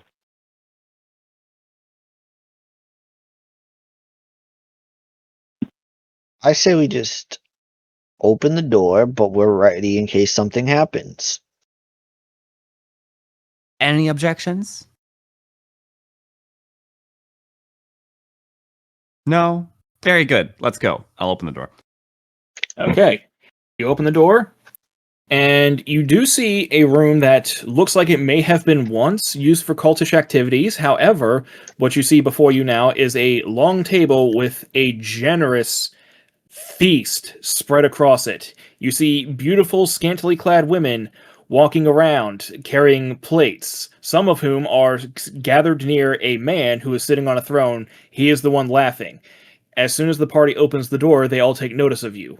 A moment later, the women disappear. The food on the table disappears, the table itself disappears, leaving only the man who, as he is about to, take another sip from his goblet, the goblet disappears. Bloody hell, I was enjoying that. Well, welcome, shitheads. And a Hello. handful of you recognize this individual as Valdis, the former Bandit King. Oh. What? Why do we recognize him? From where?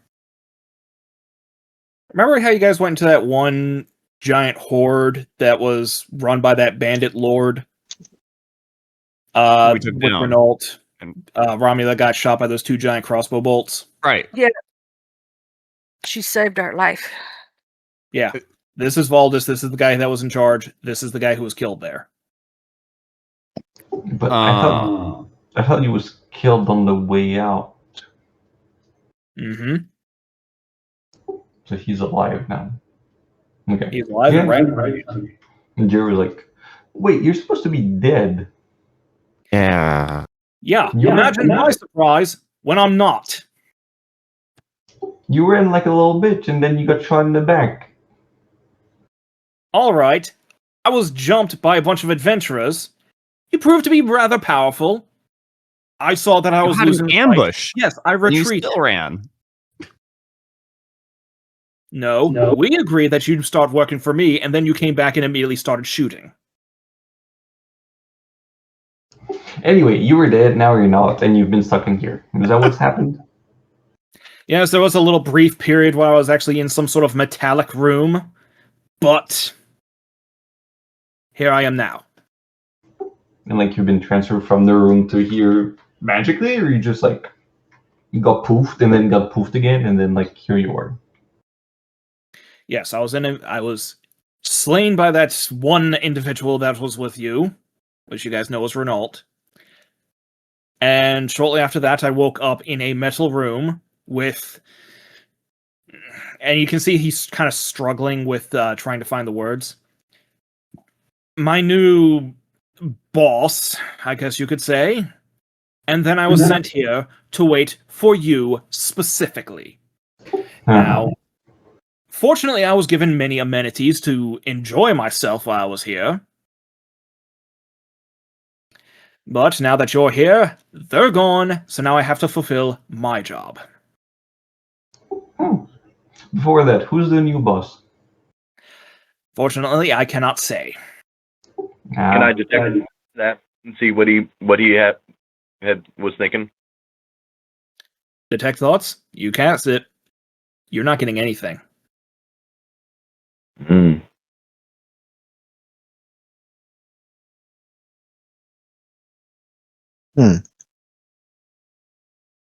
Does he look incorporeal? No, he looks just normal, as the same as you last saw him. Okay. Then I guess I'll just ask, like, okay, then what are you supposed to do then?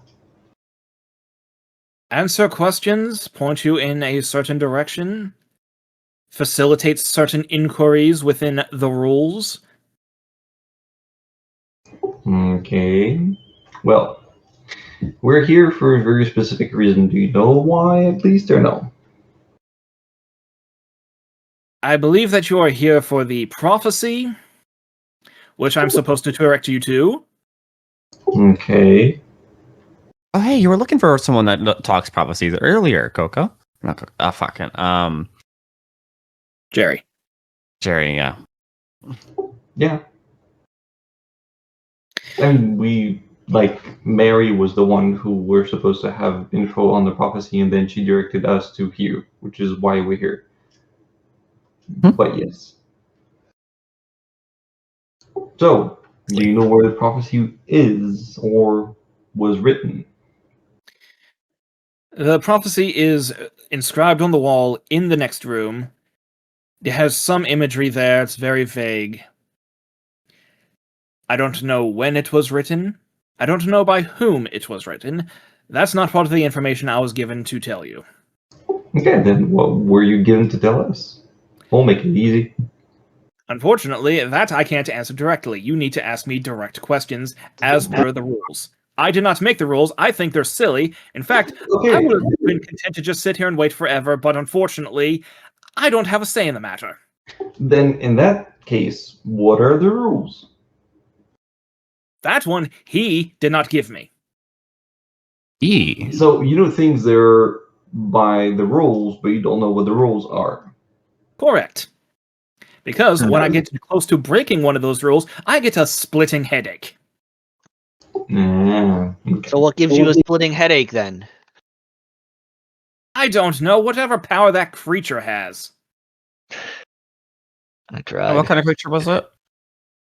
It looked like some sort of weird malformed fetal chicken. Does that ring any bell? Do a history check. Is this something that we've encountered before? Not in person. Yeah, 13 probably not. Jerry, because you've been very focused on this one, you remember that you saw an etching that could vaguely be described as that, depicting the one that must never be. Oh, shit. We're back in the Pantheon. Fuck. Where are my notes? I mean, we just opened a door from the one who knocks, so. So is the whole thing a Pantheon to the one? Okay, then I'll ask him, is this place a Pantheon to the one? Like to the Pantheon of the ones? No, this one is for devil worshippers specifically. I worship devils. Then why was the door like opened after saying the name of the one who knocks? Well, we don't know that's the one who knocks. Ah, fuck. You can still ask why the password was that. Yeah, like why was the password vinegar? What the fuck is up with that if that's a devil worshipping place? Because that one was put in place specifically for your benefit. My boss has a colleague, and apparently he has a weird sense of humor. Okay. All good. Okay, so you have seen your boss. He looks weird. Dum, dum, dum, dum, dum, dum, dum. So far, we know of 1, 2, 3. Well, technically 5 in total, but we know of 3 that are supposed to be in the pantheons. Does your boss have 3 colleagues? Does he have what? 3 colleagues. The one who is, the one that was, and that which endure. There's 3 of them in total. My boss is one of them. He has 2 colleagues. So the one that is and the one that was? Cannot confirm that. I'll take that as a yes. Okay. Fuck. Okay, so deep into this place, are there more things tied to them? All 3. You see, though, with that one, he kind of strains on that one a little bit. Apparently, he can't make up his mind on whether or not I'm allowed to tell you that. I'll take that as a yes.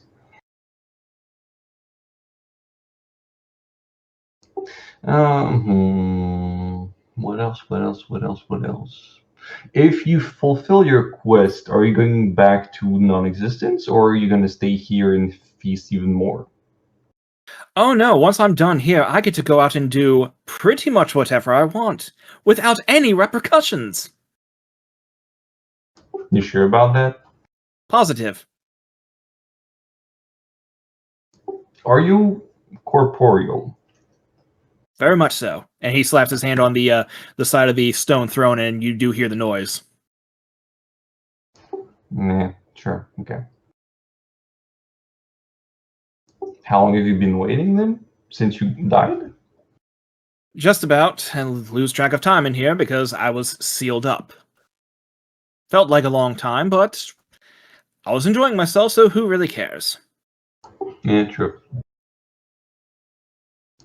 So is the prophecy that we're going to see down there the one that was actually written back when the prophecy was told, or is it just like a retelling of a retelling of a retelling? As far as I'm led to believe, it is as direct a translation of an account as you can possibly get. I'm aware that's vague, but that's the wording I'm supposed to give you. Yeah, that makes sense. That's okay. Does us going through this will be in any way, shape, or form a danger to our health immediately? No. Long term? No, as far as I'm led to believe, you're perfectly safe in here. Okay, and does us pursuing this will be a long-term detriment to whatever we're trying to do or our lives in general? Apparently, that is outside the bounds of his knowledge. So he doesn't know everything. Okay. Has he met death before? Okay. I mean, I'm testing the game to see what's part of the thing or not. I believe this man's job here, though, was to direct us to a prophecy. As for letting you go, I'm not sure about that. But why are we questioning him about death? Just to see like how much information he was actually given, if he can like directly peer into what the one that should not be is like giving him in terms of information, or if it's just like whatever he was told and now he's just like retelling it. Because it does seem like he has a direct connection to the one that should not be, so. So he's ultimately says that he doesn't know. Yeah, okay. Cool. And so, like, I assume the door that's behind him is where the prophecy is? Correct? Okay. And so your duty is fulfilled once we get into that door, correct? Apparently, I'm supposed to answer you any questions you have within reason, and then once you confirm that you no longer have any need for me, then I can leave. Yeah, because we might have Oh. more questions once we see the prophecy. So, We can wait. Why don't you hold tight? Let's go take a look. And he just kind of waves you off. Let's never let him go.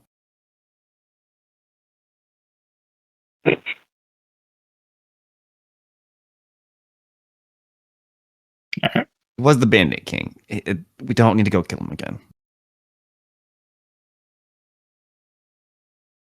I mean, we are more powerful, and it's just him and all of us plus some more. So, yeah. I'm just saying we could just not let him go. Yeah, I agree with that. I don't want to go hunt him again. That was not. I'm surprised Romulus is still alive. I guess he technically isn't, but we'll see.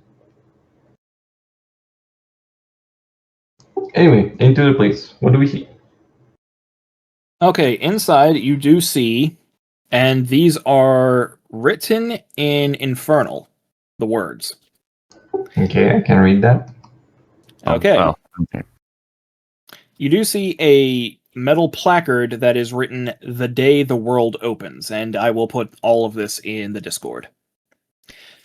The rest of it is etched into the stone itself, alongside various depictions of largely what is being described in the words. The storm will know his name, and the wind shall carry his deed. He shall speak only truths, yet confusion he shall seed. Heavier than a crown, the iron in his hand. He shall bring fire and smoke and thunder to the land. Steel and death, a diligent crafter, surrounded by 12 and shunned by the hereafter. Often present, often ignored, the sky taken, the sky restored. An army fallen, a saint then taken, devourer of fortune, once more awakened. Off-worlders called, each an entrepreneur. First a small one, covered in fur. A man thrice killed, a devil once fired, a hero twice skilled, and a paragon sired. Ring of death to ring of light, bring soldiers from the stars to the western fight.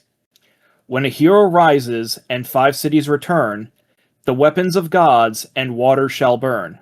A deafening mind, a silent rage, a simple act to end an age. Hey, that's us. Yeah, it doesn't necessarily. It's not Luigi. It's Luigi. It's from Lightning McQueen. You go meow meow meow. First, a small one covered in fur. Damn, you need to do me like that.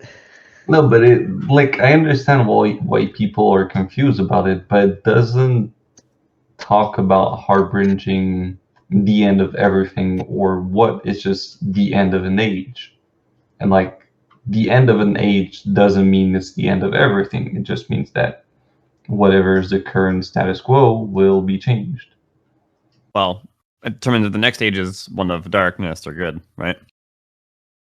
Well, we don't know that. That's not said. What's the next age is. It's just Right. going So to this say. is. So it could be. I agree with what you're saying. It could be marking out the end of this age. So then, what is to follow? Might be determined by our actions. Is it an age of darkness or an age of like enlightenment? Or not at all because of what we do. It just means that whatever is done to fulfill the prophecy will mark the end of this era.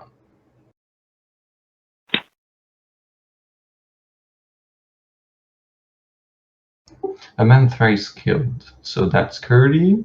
Devil once fired, that's me. A hero twice killed. Who that?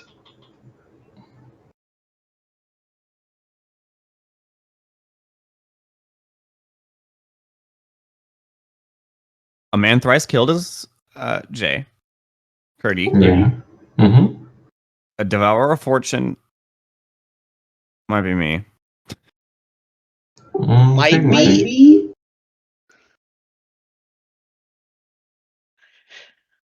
Who's the Paragon? Paragon sired?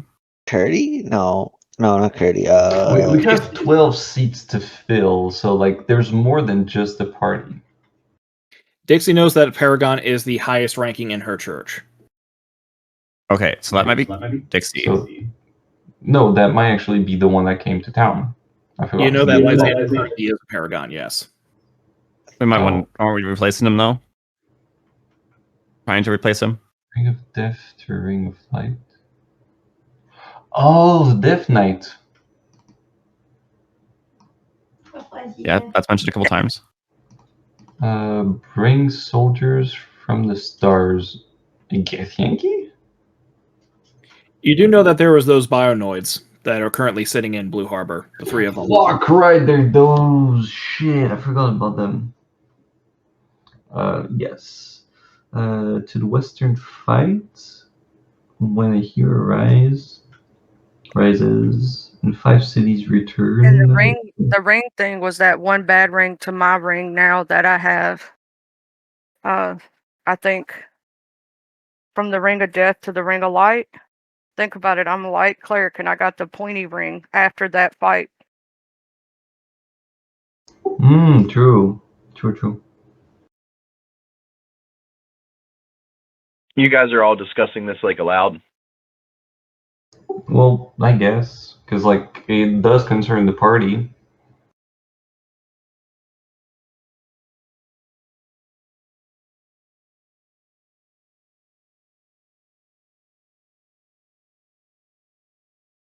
Because like the beginning might be our first party, because like the storm will that might actually be talking about Lobo. He shall pick only troops. As he? I mean, technically yes. Yet confusion he shall seek. Yeah, that sounds about like Lobo. Heavier their crown, the iron on his hands. Was he shackled at some point? He was a prisoner, right? Yes. Yes. He shall bring fire and smoke. Technically, thunder to the land, so fire, smoke. I guess thunder could be the. What's the name of his gun again? I believe it was Winona. That's what it was. Okay. But it, like, every time you described it, it was described as like thunder sound every time it hits. So yeah. Yeah. Steel and death, basically that's what it is. A diligent crafter. He do be a tinkerer. Surrounded by 12. We don't know what the 12 are, but we can assume that we're part of it. Shunned by thereafter. Not sure I understand this sentence. I guess it means like he got like put aside or like discredited by the people that are listed after. Not sure. Often present, often ignored. Yeah, we do tend to not talk to him a lot. The sky taken, the sky restores. So that's about his wings. An army fallen. That I assume that's the army of dead that got killed, or might be referring to the army that was in Blue Harbor before. A saint taken. So I mean, Dixie is gonna be kidnapped. I'm not sure. A devourer of fortune. That's. Yeah, I guess that would be X. Devourer of fortune once more awaken. That would be the either a dragon, right? What? Because Uh, like I mean- Devourer of Fortune, they always have a thing, and it was asleep, and now it's once more awakened. Looks but- over at the greedy slime. Yeah, that's what I was going to say, because X does like to eat gold in general, but X also No. is gonna give it to you, but X is also gonna make you pay for it. I mean, look, I store the gold in my ooze. I don't necessarily eat it. you but- literally bathed into a pile of gold to absorb it. What are you talking about? we come in My on this inventory is stored in my ooze. as Mhm. off-worlders called, each an entrepreneur. First, a small one covered in fur, a man thrice killed, a devil once fired, a hero twice skilled, and a paragon sired. So the paragon sired would be me. So if we come in at that point, then the previous is talking about a devourer of fortune once more awakened. It's talking about somebody else because we come in at the part of the poem of off-worlders called after that fact. Yeah, you're correct. I don't know who that refers to. Maybe. Not sure. What Yeah, about probably. Mitra? I was thinking about her, but it doesn't seem. I mean, we did. We did had the information that she was also touched by the one who is. I think that was. Yes, you know that she has a connection to the one that is. Yeah. Well, I So do maybe. know. See, it's a devourer of fortune. So the reason I think dragon of some sorts for that part is because they like to have a horde, and they do tend to go to sleep and then wake up. But then also remember, eventually the Tarrasque is going to be a thing, or is a thing, or going to be a thing. So I don't think they have fortunes though. No, but the only I think that's dragon a that dragon. the only dragon that we've encountered that might fit this was the dragon that we encounter in the caves. Was it an emerald dragon? I forgot. Or a copper. The bank. Remember the bank? Ain't the Yes. person. Yeah, you Wasn't guys there have an met a lot of emerald dragons. one we encountered The earlier? one that we cleared a green? vault for, and then he took the what was left in the vault. Yeah, that was an emerald Yeah. dragon. Yeah, emerald dragon. Some shade of green.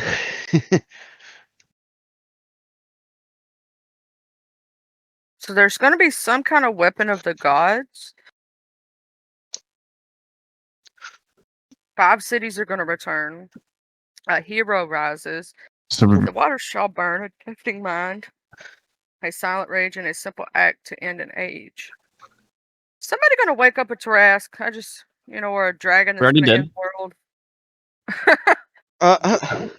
I mean, the idea of something getting burnt down to the point where water is burning, makes me feel like Blue Harbor is going to be targeted, and through the destruction, you will have wreckage that will set the harbor on fire and the surrounding water on fire, which is a pretty fucking cool visual. But yeah, that doesn't bode well. A silent rage, a simple act to end an age. So it feels like this whole thing, Is like is Dixie gonna do something stupid and sweet and then accidentally do something to end an age on accident? Because that sounds like something she might accidentally do. no, but the first part of the paragraph does seem to refer to Lobo a big bit.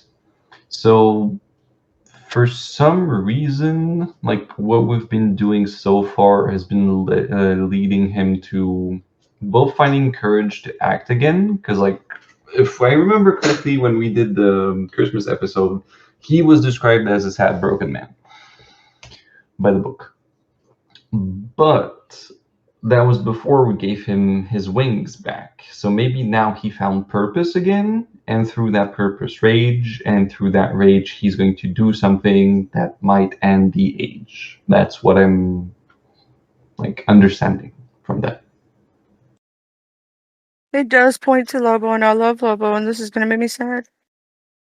I mean, it's not necessarily a bad thing, but I am now of the mind to inform him about it and stop withholding information from him, because I feel like that's every time you watch a movie and there's a prophecy and people are like, no, you should not give him information about it because like the prophecy is going to be self-fulfilling or like shit like that. Like no matter what's going to happen, it's going to happen. So might as well loop him in so he knows what he's getting himself into. And based off of how he reacts, I feel like that's when we can decide like, oh yes, it's going to be good, or oh no, it's going to be bad. Like that's my idea about it.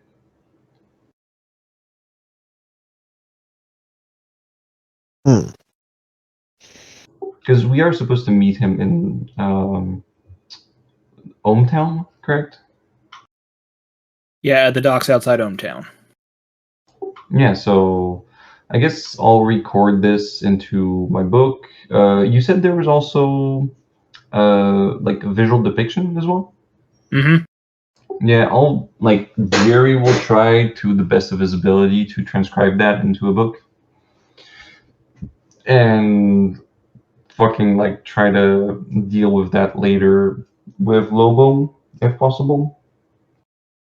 Sure.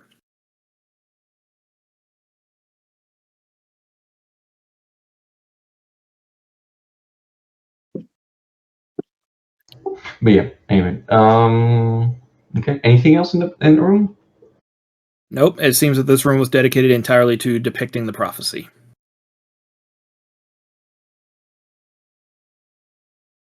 Okay, I guess we can go back to the other dude. And I don't know, I don't have any further questions for the dude. I don't know if anybody else has some. No. So do we just try to slice his throat again? Can I point at him? Certainly Oh, can. I want to point at him. See if it gives me any information. Alright, you point at him. Valdis, human. Avatar of Redacted. Oh, yeah, but we know that's the one that should never be some.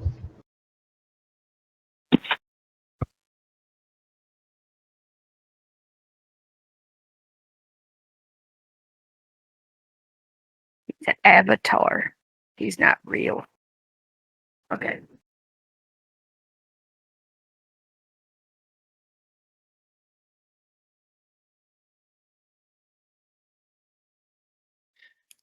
So, read the prophecy? Any questions? Or are you done with me and can I go? Oh, We're not done. actually, Dixie's ring only works on people? It works on pretty much anything as far as you know. Maybe, Dixie, can you try to like point at the prophecy down below and see what the ring says? Yeah, point at the prophecy. Okay. This is a wall. The wall depicts a mural and writing of the day the world opens prophecy. Is this a prophecy about your friend Lobo? Who can say? Is it going to come to pass? I don't know. That's the thing about prophecies. They're always very vague. Leaves them open to a lot of interpretation. I love my ring.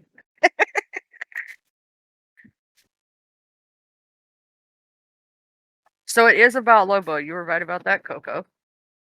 I mean, everything we've been like getting so far in terms of clue is pointing towards that, but then again, that's a prophecy, can be applied to a lot of fucking shit. It's just that now the more bricks we have, the more it seems to fit in there. So Interesting. yeah, I just like look at X and just say like, "You done with him?" No. Oh my god.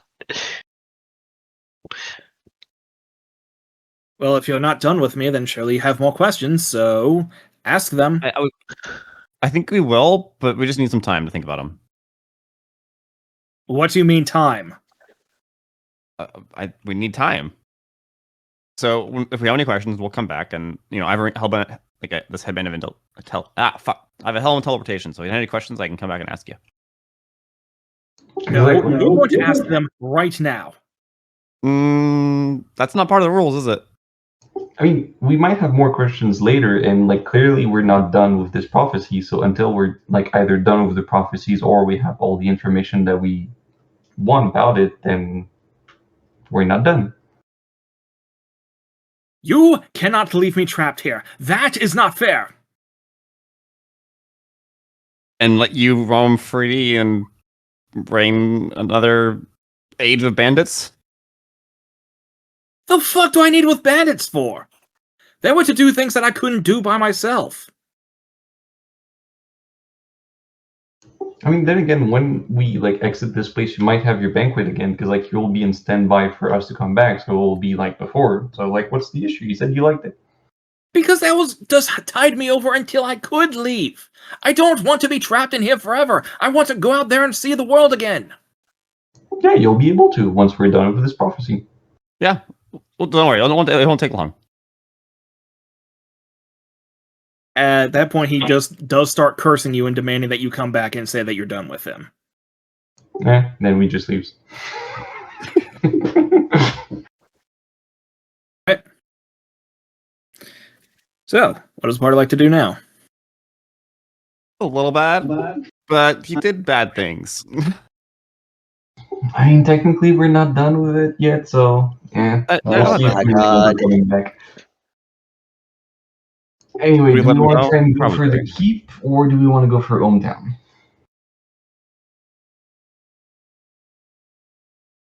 It has been a few days, so you know that Lobo's probably in Hometown right about now.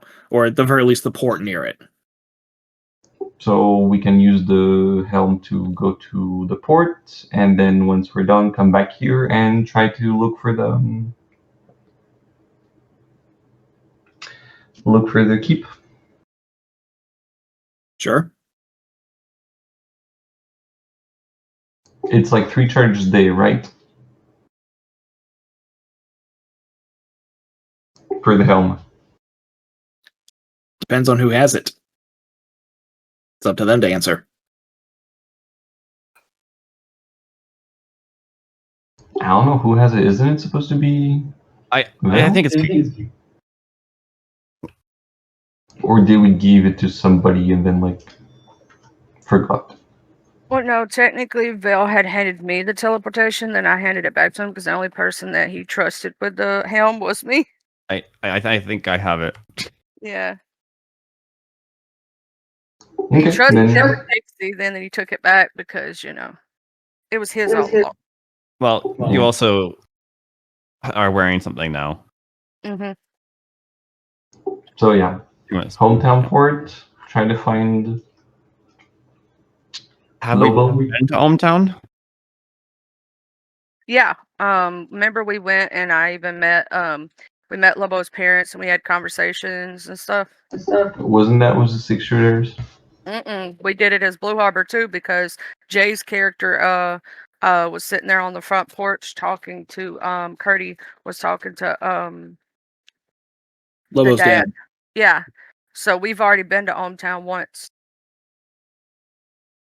And it was before Lobo was remember we told him that Lobo was going to come visit because they were asking about him and stuff. Right. Okay, then I guess we can just pop there. All right. So, you're popping back over to Hometown specifically? Ideally. I suppose so. Suppose so as well. All right. The whole party teleports back to Hometown. And doesn't take long because Hometown is very small to find Lobo with a handful of human helpers loading some crates into a cart. Well, welcome back. Fellas done yet with your business fund in the keep? Still in progress, but since it was about the time that you would be here, we just decided to pop back up. Need any help?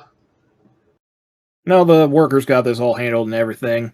And about as he says that, you hear and then immediately see one of them has like dropped a crate that kind of smashes open a little bit. And for the first time in your entire lives that you have known Lobo, you do see him tense up. and he looks over to back where the crate is. Okay. And I guess like Jerry just rushes up and then like go to cast mending, saying like, "Oh yeah, don't worry, I got this. I'll fix it up." And I guess as he gets closer to the crate, he like, is it open in a way where I can peek inside or no? It is very open. You can definitely see what seems to be a very ornate chest. If you brush your finger against it very cautiously, you can see it does have the distinct feel of magic to it. Can we all see it? Hmm? Can we all see the chest?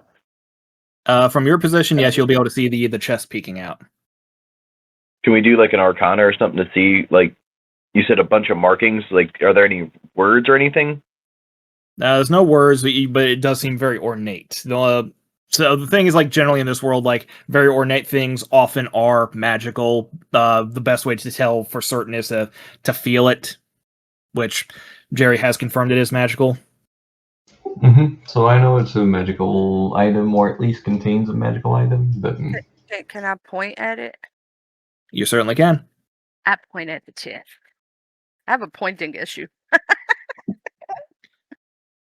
Okay, I'm going to start off reading the title, so that way you can get over the title of the magic item first, and then I'll continue. McCree's Extinction Event. Oh. Okay. McCree's Extinction Event. Legendary magic item. Oh boy. Oh boy, oh boy, oh boy. Have you ever wanted to just delete a country?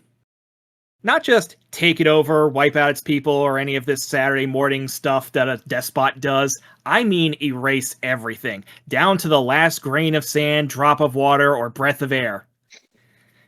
Skendikar did. She was a powerful high elf sorceress with a massive grudge against a lot of people. So she looked into high magic. Where do you think high elves get their names from? Wood elves are the ones with a lot of pocket grass. Anyway, high magic. This stuff takes a long time to cast but gets big results. And she was pumping about a century into this spell. And she was almost done when, wouldn't you know it, a ragtag band of adventurers break into her home and strike her down. Over a few measly sacrifices. But that didn't stop the spell. It destabilized it. That orb of raw magic was decaying rapidly, and in an act of stupid desperation you adventurers are known for, the barbarian grabbed hold of the orb and left a nice pair of boots behind. But in an ever so slightly less stupid act of desperation, their plucky gnome tinkerer opened up his chest of preserving and locked the spell inside. The raw magic from that spell fused with the chest, transforming it into something entirely new. It couldn't stop the spell's decay, but this new chest could hold the devastation in stasis. When the chest is opened, it will release an explosion that will virtually annihilate everything in a 200-mile radius. That's over 321 kilometers for those of you across the pond. Almost makes you want to take a peek inside. Just a crack doesn't really count as opening it, doesn't? What did it do to the stuff that was already in there? How shiny is it? Could it kill a god? Or at least an archdevil who has it coming? What do you guys think? Oh, and that gnome? Taradiddle McCree, in case you were just curious about the name. That's okay. Throughout all of the D&D campaigns that I've had, this is the coolest item that I've ever seen. Thank you. You wanted to just delete a country? That should be the start of that should be a conversation starter right there of all time. I want that printed on a t-shirt. And the backside is just an atomic bomb. Yeah, it's basically a nuke in a chest. The only thing is it's the reverse of a nuke. Instead of closing the ball of death, you have to open it. Oh, it's the reverse demon core.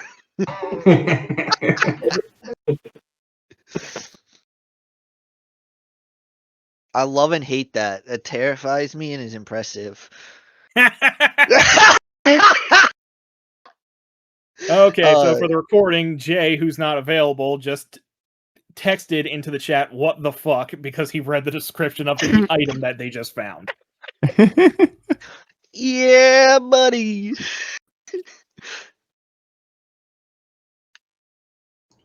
So yeah, I mean, So- Jerry doesn't know shit about that, but No, Jerry does yeah. not know shit about that. Only Dixie knows what that item is. So yeah, while I assume Dixie goes from like regular to basically the same color as an A4 sheet of paper,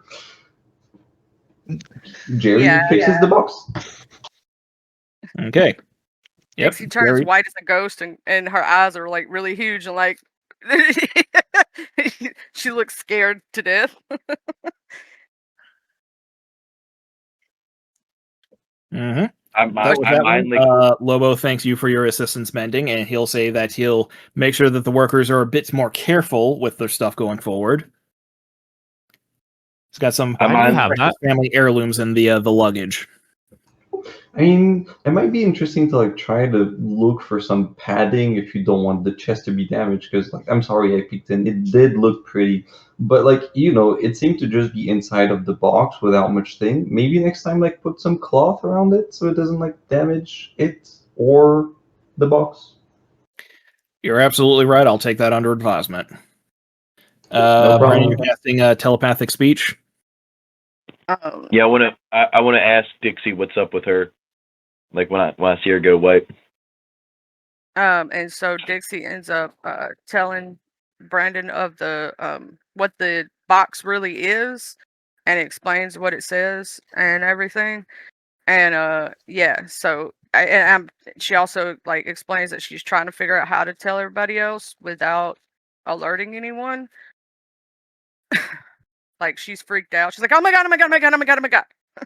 And I don't worry, I'll inform the others.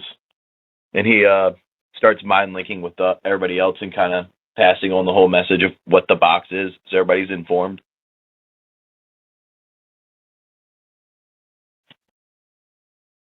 Like just kind of one by one, slowly.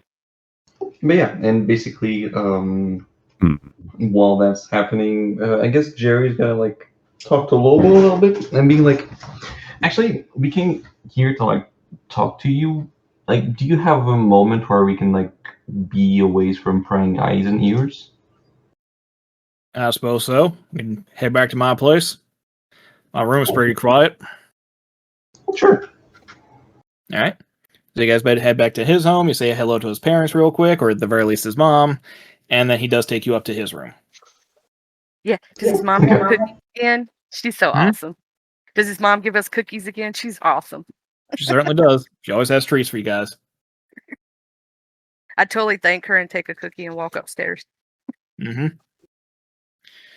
It's a very sparse room. Like there's hardly anything in here. It's just a bed and a chest.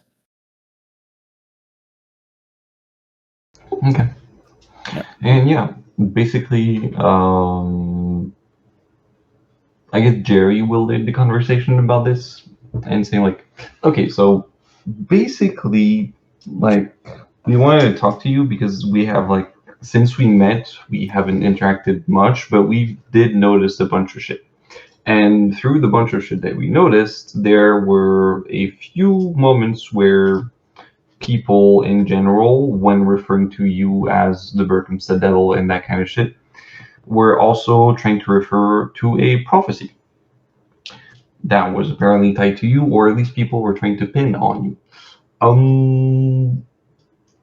Yeah, there's also one person that I think called you like the reincarnation of some sort of devil or some shit, but yeah, that's another thing. Yeah, so basically we've been to a place where we actually found a prophecy, and we were curious if you wanted to hear about it, because prophecies are prophecies, and like they tend to be very fucking vague, but since you're the main quote-unquote subject of the issue, I was wondering if you wanted to know about it. I mean, I get the information that you want to tell me about it. Personally, I don't have much of an interest in it because I know prophecies do sometimes tend to be true, but anyone can just write a prophecy, and that's part of the problem is you can't tell the ones that are just made up by some jackass and which ones are actually divinely inspired. Yeah, this one we found in the middle of a temple that was opened by a magic door with a dude that was specifically set up there for us to be directed to that prophecy. So either there's a lot of different parties that are trying to make it our problem specifically as both of these. So in my opinion, it's like it's starting to be more than just a bunch of crazy people who were devil worshiper that wrote something and like something that's actually like worth the interest. I'll admit that does sound might compelling. All right. Okay, so I pull out the prophecy. It is titled "The Day the World Opens" for whatever that means. And yeah, I just read the notes I took from the prophecy, indicate that it was an infernal. That's why I was able to read it. And once I'm done, I just like show the pictures. I roughly try to carbon copy of what were on the walls. Oh, can I do like minor illusions to help along as well? Certainly can. I assume everyone is present for this conversation. Anybody? Yeah. Okay. Yeah. Okay. So, is there any specific things that you're pointing out to him, or are you just giving him the whole prophecy?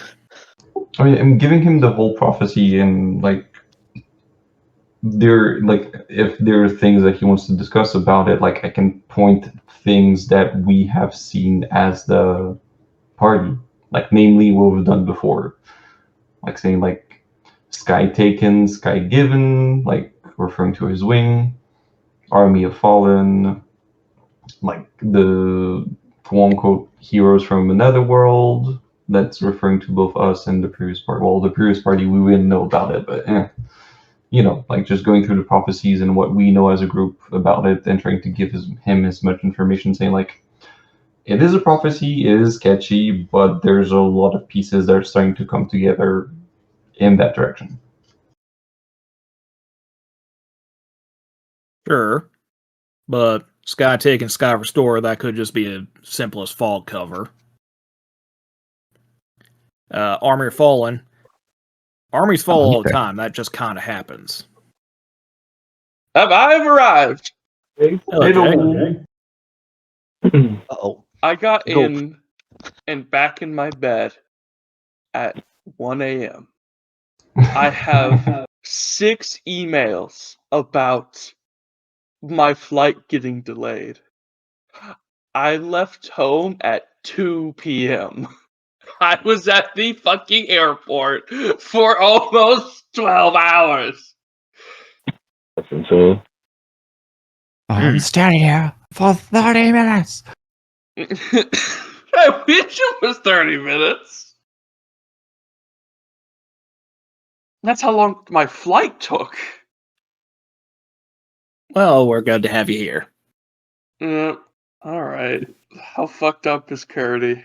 I think I've got everything on a sheet. Certainly hope so. Well, I mean, originally I was doing it through D&D Beyond. But Right. Yeah, so he's at level 5 right now and is missing a bunch of stuff, so you might want to tweak that. Yes. We should be level 6. Oh. Yep. Okay, well, This is all being recorded so you can catch up on any of the stuff that you've missed within the past couple hours. alright, I see I don't have my subclass. Alright, I'm gonna mute myself and go fuck with Curdy's sheet. You guys continue the session. Absolutely. Okay, so Lobo did count for the Sky Taken, Sky Restored, and the Fallen Army. What was the other things that you pointed to, Lobo, that this might be relevant to you?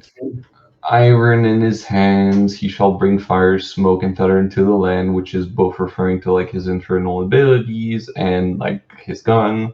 Steel and death, once again, gun. Diligent crafter, you are a tinkerer. Surrounded by 12, that's kind of iffy, often present, often ignored. Sorry about that, but we did just like pass a lot in and out. Sky taken, Sky restored, referring to the wings. Army of Fallen, pointing to the Army of Undead. A Saint then taken could be referring to Dixie, or I don't know if he like encountered any saint and then like took them away from their place of devotion. Devourer of Fortune, not sure. Once More Awaken, Off-World are called. Each entrepreneur, that's very specifically us through um, Acquisition Inc. First, a small one covered in fur, referring to May. A man thrice killed, that's referring to Curdy. Devil once fired, here's your boy. A hero twice killed, we're not sure. A paragon sired, that's Dixie. Ring of Death, Ring of Light, not sure either. Bring soldiers from the stars, that is referring to the robot people from outer space that we seen. I don't know if he knows about them, but I think he does. Yeah, he's met because like they help during the fight.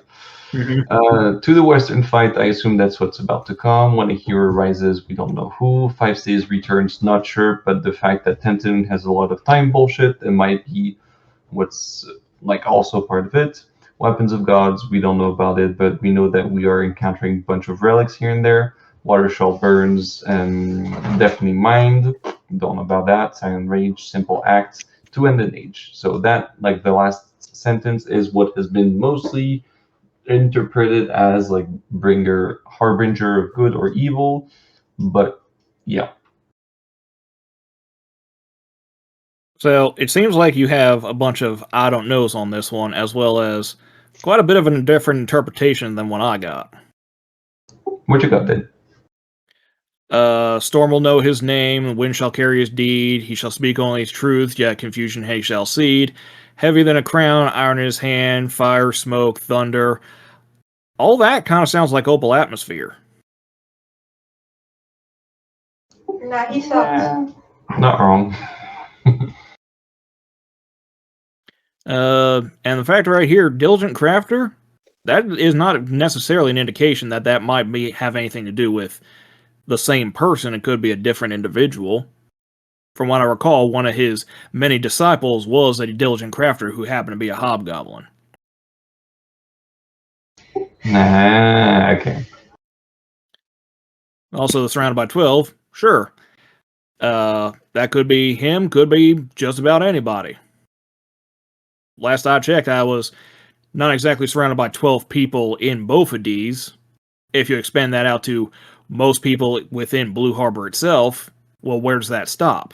I could be surrounded by any number of people, and you could count that as being relevant to the prophecy. Same with most other people. Talking about hereafter, I don't know exactly who that is. As far as I'm led to believe, there's a number of us who have been kicked out of the afterlife. I ain't been one of them necessarily. A Sky Taken, Sky Restored. Yeah, Sky Taken, Sky Restored, like I said, could just as easily be Cloud Cover. Armies fall all the time.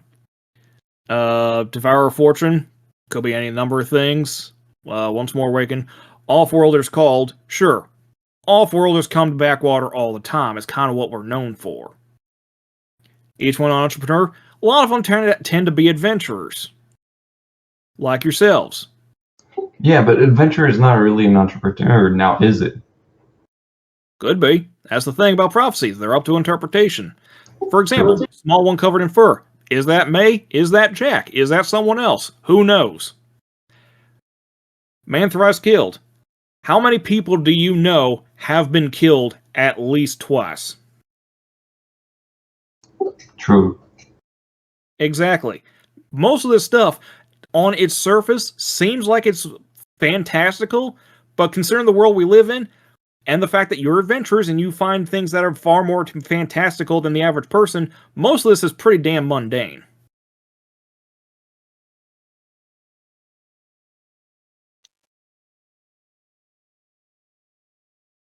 So this could be talking about me, could be talking about some other fella.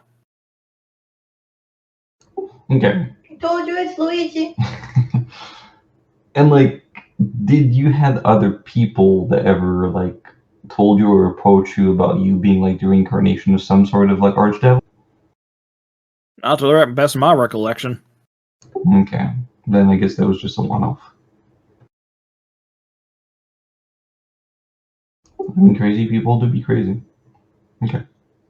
But anyway, if you have any like items of mass destruction or doom impending stuff, then like, you know,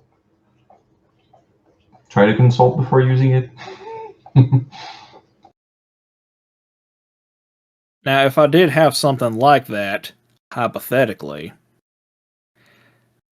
there'd be a lot of people who'd be very keen on having it for themselves and for their own personal usage, and so it would be best to keep that under wraps. I mean, yeah, but it's always the same dilemma of like, do you keep it in it forever and then like make it some other's generation problem, or do you try to deal with it? Like, yeah. Now, I'm going to say this because you brought this up to my attention in this particular time at this particular place, so we had access to my room, which I know is relatively well guarded against prying ears. I do intend to use this. Okay, then you either need help with it, setting it up, making sure it goes well, or is there any reason why you want to use that? Because it's a pretty fucking big deal, especially if it, quote unquote, brings the end to an age. I wouldn't exactly say the thing I'm going to bring it into is an age per se. The exact details of it, I'd rather not share because as I've said before, there's a lot of fantastical things you tend to run into as an adventurer. For example, folks who can read minds. Yeah. So, Does to he offer up you- a plausible he said that? deniability to yourself, might be best if I just keep it under my hat. Does he look at me when he says that? He doesn't look at anyone in particular. He locks hard eye contact with Jerry. Also, you're not the only one. You just don't know that I can. No, I just didn't want him to already know I was like passing around information behind his back and shit. I was like, oh fuck. Again, you aren't the only one. No, I'm just saying. Because we were doing that like telepathic link back and forth like in front of him. I didn't know if he knew. Maybe, But, yeah. Like, ideally, given the importance of it, I would prefer if it's not being used, but if you are going to use it, I assume you have, like, a good reason for it, so once again, if you need help with it, setting it up, or making sure everything goes to plan, we can be of assistance. Whatever the reason might be, if you want to keep it for yourself, that's up to you, but you know we know, and at the very least, I'm speaking for myself, I'm offering assistance. I appreciate the confidence. I appreciate the offer. But like I said, I think it might be best for everyone if I just handle this by myself, as I had originally planned to. Is that okay with everyone else here?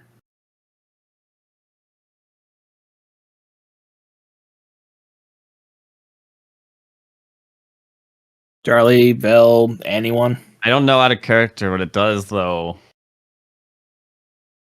Like, well, why? Like, I have like thought processes in my head right now, but I'm not like Dixie's wondering why he wants to like completely handle it on his own, no help whatsoever. Like, this could be world ending type of situation. I mean, 300 kilometers is like 200 miles is not world ending, but it still is pretty fucking big. 200 miles is very, very big. A lot of innocent. Yeah, but it doesn't blow up a planet or like destroy all the continents on it. Will it do massive damage to a very specific area and potentially wipe an entire capital city and everything that's surrounding it? Yes. Let's put this into like a scale we can understand. If Blue Harbor was the center of 200 miles, Eric, how big of a bomb are we talking? Like, I don't think it's gonna. It would destroy all of Trasm and the surrounding mountains. It's gonna reach all the way to New Pratch. Yes. Holy shit! That's smaller than I thought. Yeah, Trasm is a very small country. Holy. And let's say you he set it up it's in the probable. middle of DeRosa. Like, would it reach the edges? I don't think so. No, DeRosa itself is much larger. It would wipe out, theoretically, most of Blue Jean, but not all of it.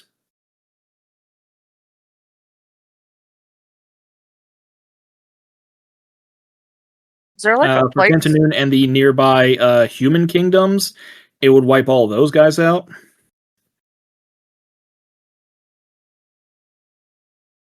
So, I just thought about it.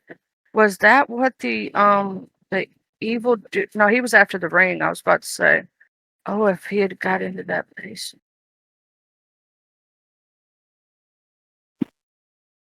Will people be coming to look for it? Is the question. Like, is it protected? yes, that in character. Yeah. No, as far as I know, the McCree family's the only one who actually knew about it until you started snooping around a bit. Well, I will say that me, myself, and I will never speak a word of this to anyone else. Where does And he plan I to would appreciate it if you don't even think about it. Like I said, there's mind readers about. Very true. I'll think about cake. And yet you trust that you're Oh, protected shit. from mind reading? Sorry, Bell, but yeah, like giving more information to McCree, we should probably tell him that we've met his ex and that his ex is the one that gave us the location for the like not the location, but like put us on the trail of the what's it called, prophecy, and also ask us to spy on him? Question mark. But yeah.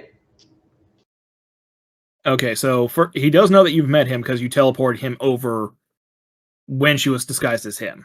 That's how you verified that she was in disguise. Yes. Right. I forgot about that. Right. Yeah. So you share with him the fact that she pointed you in the right direction of the prophecy, as well as that you were asked to spy on him and specifically find out like what he's doing while he's here. To which he responds, "Personally, I ain't that surprised. She has been trying to keep tabs on me to varying degrees of success. Doppelgangers are in particular one sort of fella that I was mindful of. Like I said, there's a lot of mind readers out there. And yet you trust that you're protected against them? For some reason, I got a very good poker face." That doesn't answer the question. All right. Mind All right, readers just- would not. I want to detect his thoughts. I already know the answer to that question that you're about to do, and you're not going to be able to. But I can't. you try it. You'll see. All right, we're doing it. All right. You guys detect What do we- thoughts? Detect thoughts No. is open. I just want to sense like his surface level. Like, what is his intentions with this device? As you cast detect thoughts and you probe him specifically, as he's just standing there not saying anything, you don't hear anything. I don't hear anything. Correct. What in the hell?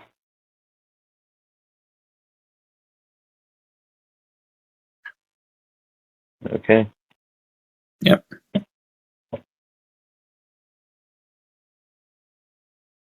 Yeah, we learned this the hard way. That's what I was trying to like figure out with those questions. Yeah. They Oh. seem very vague. I didn't even try and do it in a nefarious person. I think I was just trying to figure out why he was sad. I just couldn't open a can of I guess worms. I wouldn't know about the ring to be able to ask Dixie to point at him. What does the ring say about him? I'll point at him just so and we'll speak, I supposedly, Brandon, through telepathically, and I'll tell you what it Yeah. says because we all know what it's gonna say, but just Yeah. for Brandon's purposes. Yep. Okay, so Lobo McCree, Tiefling a Tiefling gunslinger. Apparently, classic swords and sorcery fantasy isn't good enough for some people. Some people want to play cowboy and shoot guns and do it from 1,000 feet in the air like a cheap bitch. But this one smells like jerky and talks like Gitter done, so he gets a pass, kind of. Born to 2 human parents and raised alongside gnomes, Lobo is a simple man lacking the knack for magic and never being the smartest guy in the room. He made himself a gun, as you do. He wanted to be a lawman, a hero, and that's where all the trouble started. One tragedy after calamity after catastrophe, one wonders if he ever should have left his small home. He'd all but given up after the loss of his wings, but a certain little startup company helped him get back his mind-clearing morning flights. Now this cowpoke has refreshed vigor, but who is Lobo McCree? A genius or a simpleton? A hero or a villain? Everyone you ask will tell a completely different story. And I think that's hilarious, so I'm not going to help solve that mystery. But I can tell you 2 things for absolute certain. Lobo likes women who can beat him in arm wrestling and men who look good in dresses, and if he's not stopped, he will absolutely destroy the world as we know it. Wait, seriously? That doesn't sound right. That's what the ring says. So he's Yeah, gonna pop. It does corroborate with the fact that he wants to detonate the nuke. Also, I've been doing a little bit of research on the side. So apparently, the biggest bomb that was made by mankind, the radius on that shit was 21 kilometers, so like 17 miles. So that's 100 times bigger than this. What, the Tsar bomb? Yes, the radius of effect of the Tsar bomb is like about 27 kilometers, so like 20-ish miles. So we're talking about like 10 times that. So you can pretty much wipe out any European country with that shit. Yeah, it's crazy.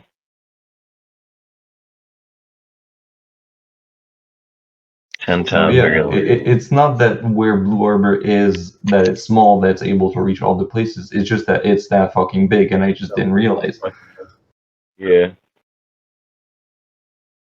It sounded big, but my brain wasn't mathing. Let me I want to check something. Alright. Anything else you guys want to say to Lobo?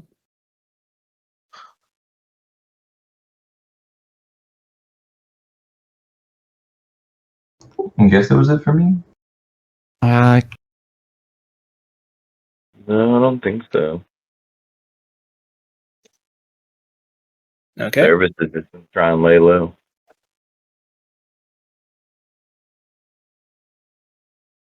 Okay. So I guess someone's going to just end the conversation right there politely. Just say thanks for your time, Lobo, and we'll be seeing you around. I mean, did somebody ask him his intentions with the bomb, like where or how he was going to detonate it? You don't know about He it. just said Actually, that no, he we wanted didn't to say it. use it and wanted to keep doing that alone. So I thought, like, he was very vague about it, everything. Yeah. I don't got anything else to ask them.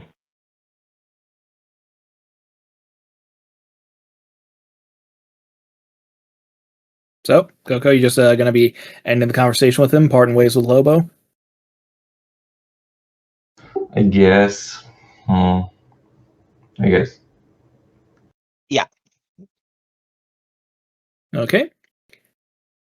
And I will say this, as Jerry says his last little bit of niceties to part ways with Lobo, Service does actually detect an echo to Jerry's voice that no one else hears. An echo to Jerry's voice? Yes. What the fuck does that mean?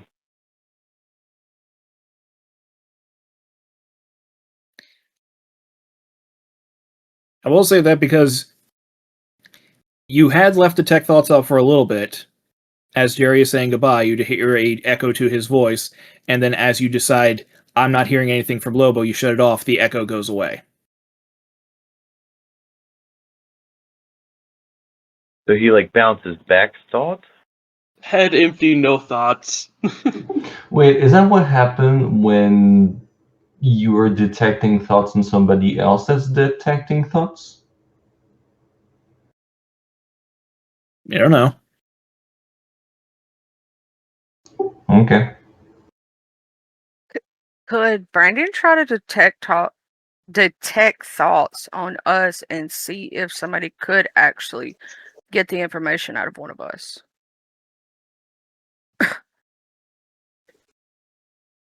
Because that's what I'm worried about. I am worried about that. Like, I don't think I would ever like constantly think about that. I would probably put that way back, like bury it under a bunch of stuff. And if they did service sauce, all they'd hear about me is cake, cake, cake, cake. But what if? Is there any way we could shield ourselves? There are magic items that prevent people from reading your mind, but those do require attunement. Yeah. Mine doesn't stop from having my mind read. Which I believe he said that he doesn't have something that does that either.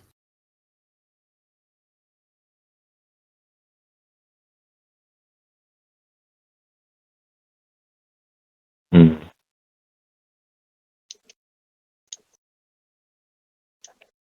So, party's currently in Ohmtown. Anything else the party would like to do?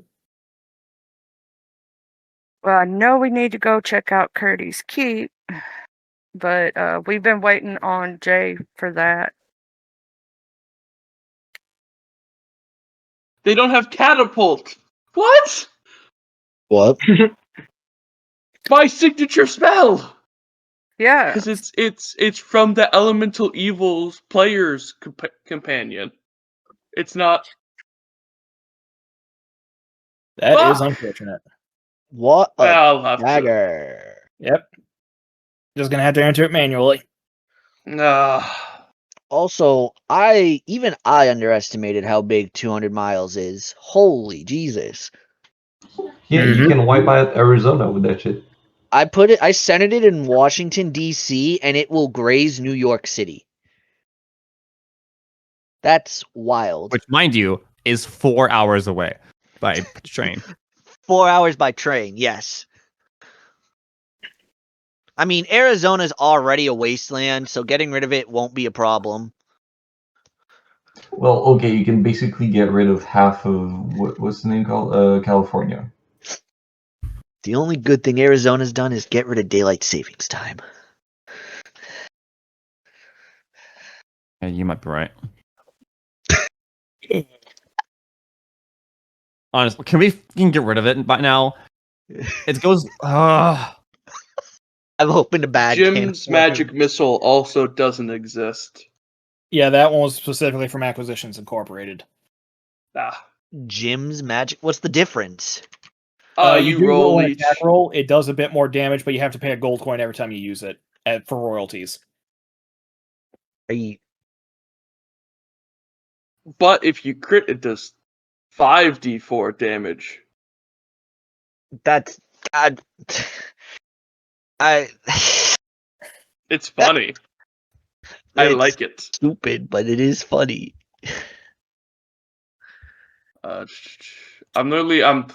Cardi is 2024, so I'm just on all the 2024 shit. Sounds good to me. Nope. Ours in Ohmtown have near complete freedom to do what they want there, including teleporting back to 10 to noon or what have you.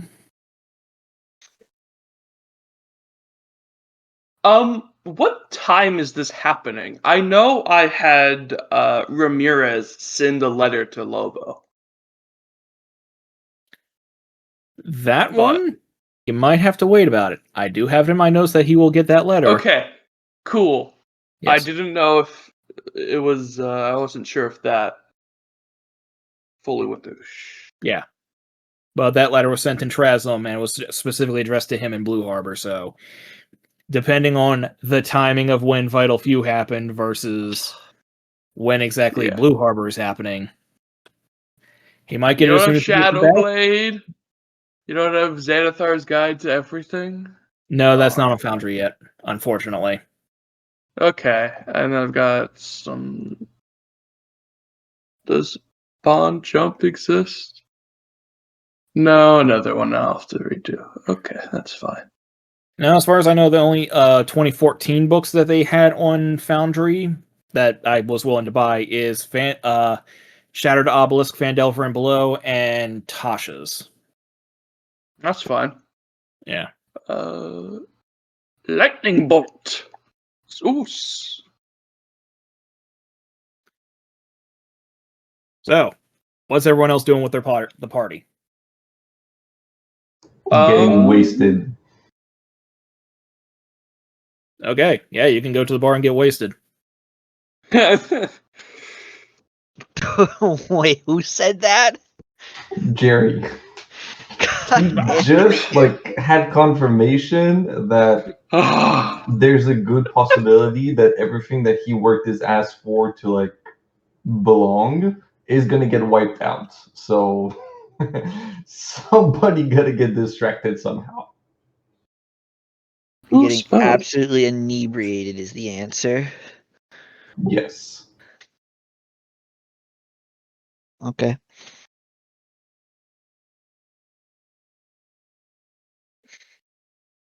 Okay. Is anyone going to stop Jerry? Is anyone going to join him? Dixie is going to say, Jerry, do we really need to go drinking right now? Knowing, I know this is a tough situation, but you know you can't block your thoughts when you're drinking. Maybe not such a good idea right this second. I've been doing it in hell. I'm gonna do it again. It's not gonna change the fact that everything is gonna fucking burn. Do you want to just have a conversation? Me and you? Nope, not now. Like, me and you go drinking together? If you want to drink, sure. Dixie will go with him to go, make sure he's okay while he's drinking. Okay. He's not Service gonna do all. anything crazy, but he is going to get wasted. He's gonna try and test his limit to see where is the point where he can actually pass out from it. Because usually he's just She being just too much wants to of a make wuss. sure, she's got a So this is bond going to be Jerry? with Jerry, so she's just trying to make sure Jerry's okay and there for moral support, because Jerry was the one that held her when she died. You know what I'm saying? So she has a special bond with Jerry. So, he is he's not trying to cause a scene. He's not trying to get attention to himself. He's just gonna But get through she's it. not gonna want you to pass out anywhere and get hurt. So she's like, I'm just gonna go with you to make sure you're okay. Very much appreciated. Okay, so Jerry's going to go drink, and Dixie is going to keep an eye on him. Is Dixie going to drink anything at all? I know you're not going to get as hammered as he is. Maybe one or two, but nothing more than that. Like just a sip kind of thing. But she doesn't want to get drunk or anything. Right. Maybe she'd probably just be drinking to not drinking alcohol, but her ale or not ale. What would be the equivalent of Dr. Pepper? Or yeah, just to have something in her hand to sip on, but she doesn't really want to get drunk or do any of that stuff. She just wants to make sure Jerry's okay. Gotcha. So let's see here. Is anyone else going to join them at the tavern, or does anyone else have any other plans? I guess is this the end of the day? Yep. Party can benefit from a long rest if they like. I'll have Service will say he's going to bed, and he will reappear as a dwarf, and he will go downstairs and drink with Jerry. Okay. I hope Service knows a lot of languages to help pass off his. He knows Common, Dwarvish, Elvish, Goblin, and Orc. Oh shit, he can. That's pretty good. He's Mhm. got more languages than me, but I'm the only one with an oddball language, comparatively. Yeah, he goes down and introduces himself to Jerry as like a local traveling blacksmith. Hey, you, what brings you down, boy? Honestly, I don't know. I always kind of just end up wherever. Yeah, that happens when you go with the flow. Yeah, might be all the drinks. Cheers! Another round! Alright, I and like you. alright, and the gnome servers are taking care of you guys. Now just to be clear, What a bump. it's only these three at the tavern, right? Yep. I'll play music. Okay, you playing music at the tavern? Are you going to be sitting at the same table as the other three, or I'll be at the stage or whatever. sorry, what? I'll be at the stage or whatever. I'm gonna Okay. perform at the tavern. Gotcha. Jack's just gonna go off and take a walk for a while before he turns in for the night. Going and find whatever nature he can. Get a little touch of nature in him. Mm-hmm. So, as the party is drinking, the one of the servers is actually going to go over to Dixie and asks if your tiefling friend is okay. No, he's just going through some things right now, but he'll be okay. He just needs a little bit of time to drink a little, and I'm here to watch him, so he's gonna be okay. Some things, nothing too big, I hope. Nothing that, I mean, you do seem like it's an adventuring party, so probably just some tough times adventuring. Nothing, nothing our small little town has to worry about, I trust. Did you know that she fucking died and she's the only cleric in the party? Yeah, he's been through a lot. It's okay, Jerry.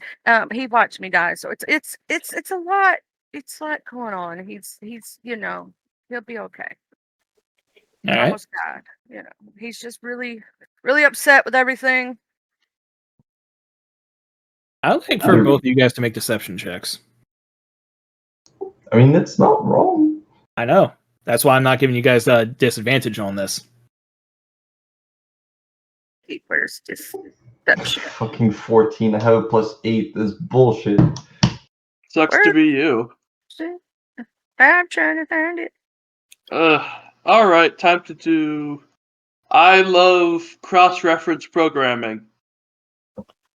I mean, at least we're in sync. Did I hear NSYNC? Baby, bye, bye, bye. We got the same number, and I only have a +1 to mine because I'm not. I don't. Yeah. Okay. The gnome kind of nods at that one and then goes on his way. Ah, shit.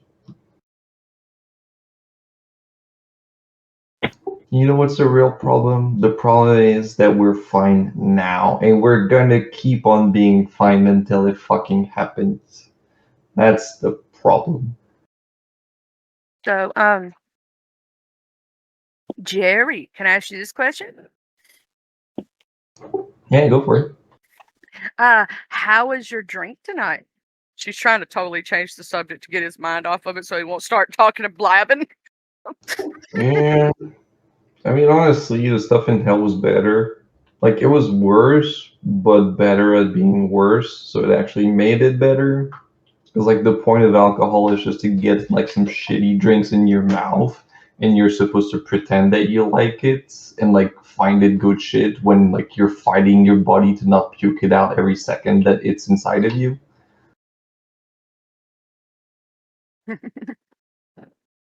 And so, when you were in hell, how was it down there? Like, I never thought about that before.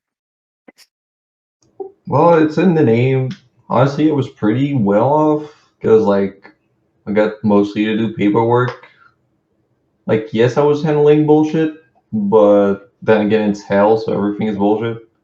So yeah, honestly, not that bad of a gig.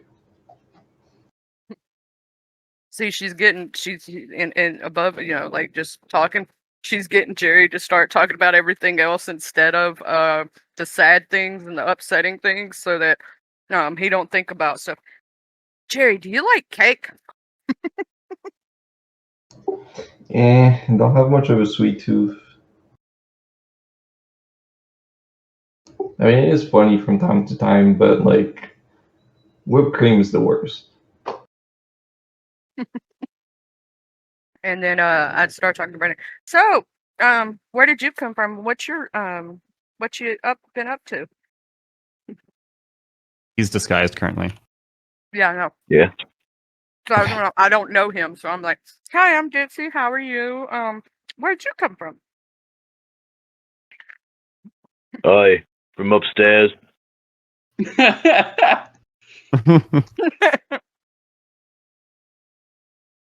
If you both had to pick your favorite song to sing right now, what would it be? You're a short motherfucker, and nobody likes you. I get the drunk people to singing and being merry. Like,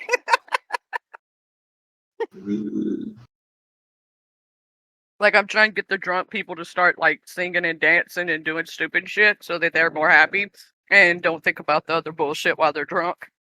Mm-hmm. Yosa, Yes. where's Jack?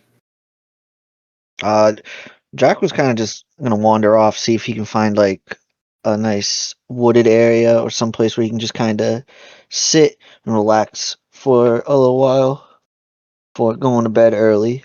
'Cause he doesn't stay up late. All right.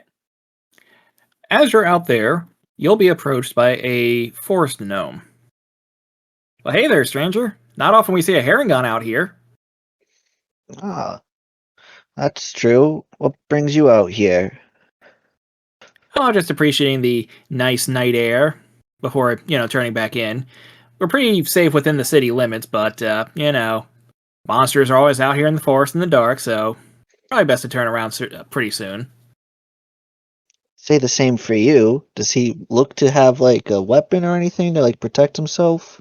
Yeah, he has a tiny little crossbow. Not much, but it's something. Hmm. Well, try to stay safe yourself. You wouldn't want anything to happen to you either. Oh, yes. Yeah, by the way, you look like an adventurer of sorts. Anything in town to worry about? Nothing too particularly concerning that I'd worried about.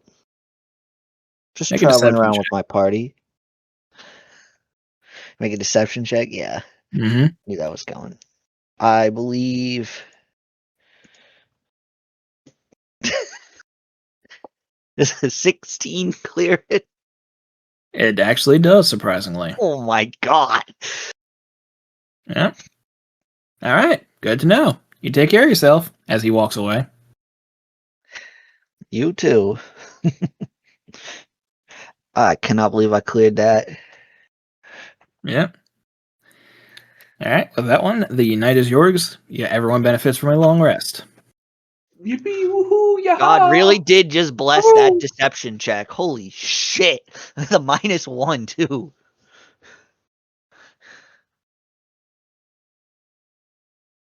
Unfortunately, their passive insight is not as high as you might think it would be.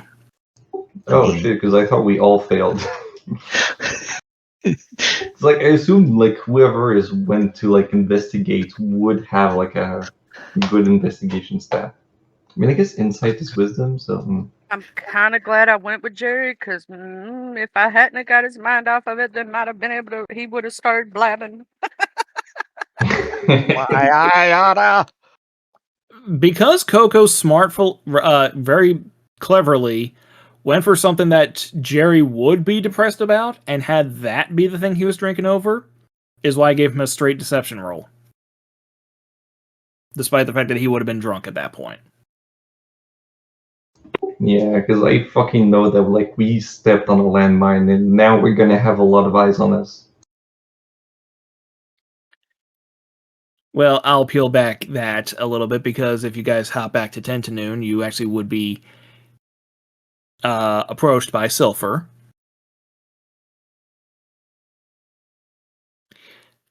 So, little birdies told me that you guys hadn't picked up anything when you spoke with Lobo. Nah, he's Lobo, I guess. Still the same. Fuck, how do you. Well, you've been with him, you know how the fuck he is. That's true. Very secretive, very enigmatic. Yeah, that's the thing. He is enigmatic while being straightforward with his bullshit, which is like a really weird way to do it. Yeah, I'd be a lot more comfortable about it if I could read minds like my cohorts.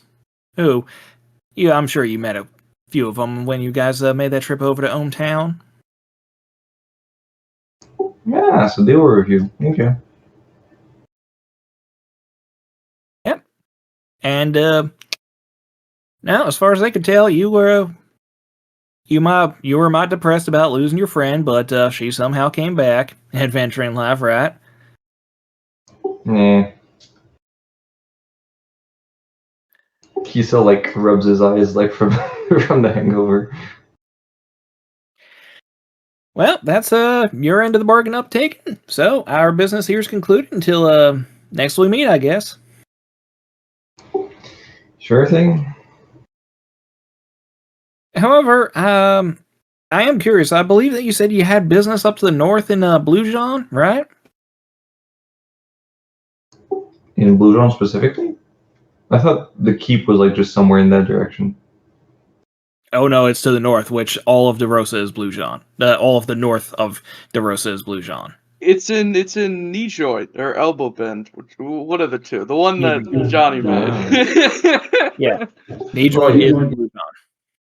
Well, I'll basically tell her like, well, basically we have one of the party members who has property that he needs to claim somewhere in the area, and we're just not sure where it is exactly. So, yes and no.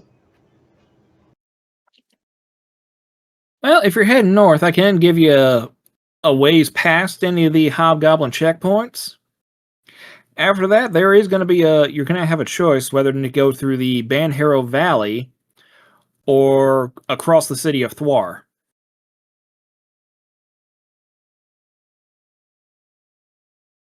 So wait, the option is go through the main territory and then figure out how to go to a different area, or I don't understand the options. Sorry. So basically, she's saying she can give you advice on how to like get through the initial checkpoints that are on the border.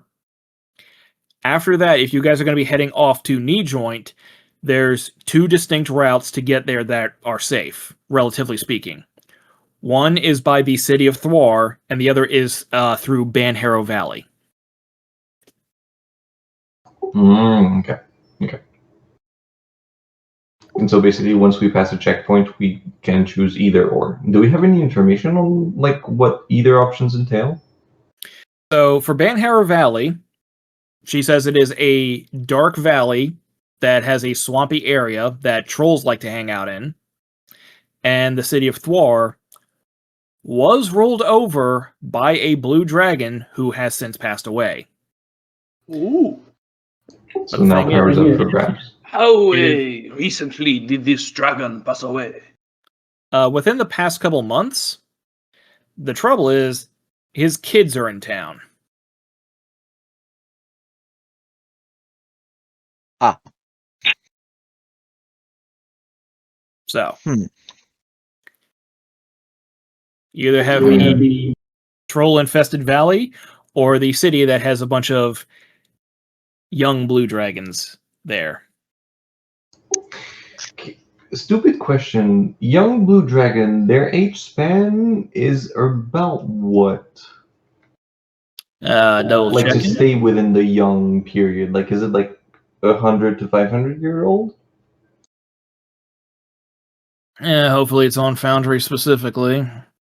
Because like the question is, could they potentially be the dragons that we fought when, or like related to the dragons that we fought when we were with the Opal's party and shit when we teleported to the desert, where we left Slinky Dance in the middle of the desert? Above game, no, because that would have been 60 years ago. Yeah, that's what I thought. So, So like they wouldn't be adult dragons anymore if that was the case.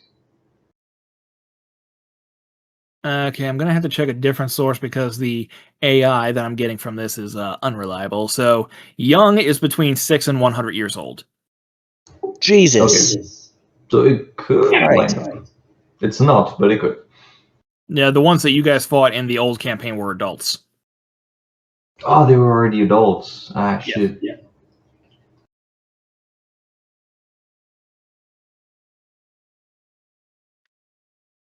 So these guys are not as powerful as those guys were above game. So yeah, I guess Blue Dragon it is. I mean, it sounds more interesting than Trolls. Yes, we have fire, but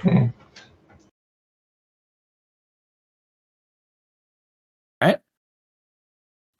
So, the party is going to be traveling through the city of Thwar.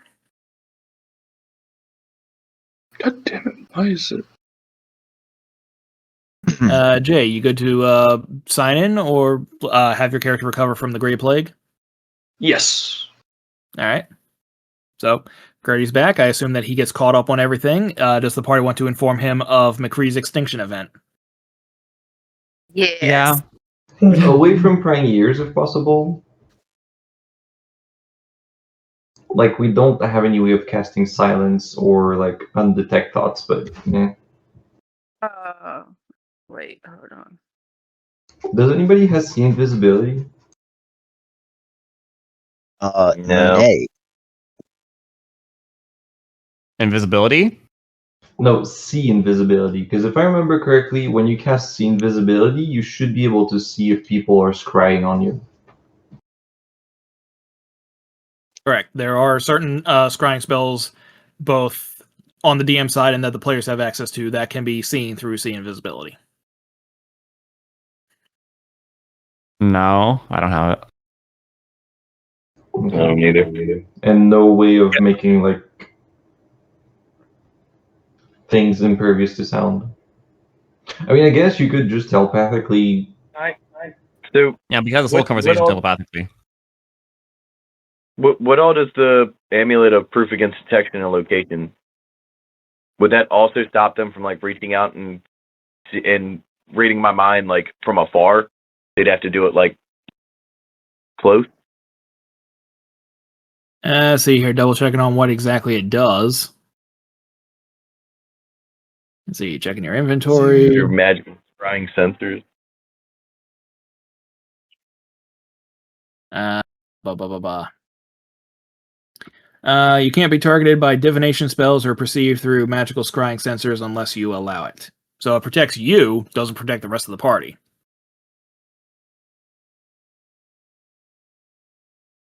So yeah, I'm just catching up, but telepathically. Alright. Well, so then I'll catch him up telepathically, so it doesn't have to be said out loud. I like kind of nod to the party, like fill him in. I mean, you'll find out that X has already done that. Or Yeah. someone's already done that. So yeah, and just like, I guess once Jerry like clears out of his hangover, he's gonna say, "Well, clearly there's that going on, and there's also multiple potential parties that would be interesting in knowing what's going on. So I would advise everybody to keep that under wrap." Got it?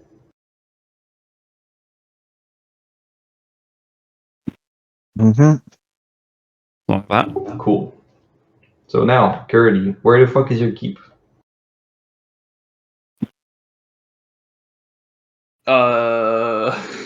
A joint. So I'm still fucking with numbers. It should be in the knee joint. whatever. I have. So we gotta pass through Blue John and then get there. Is that correct? Yeah, that should be.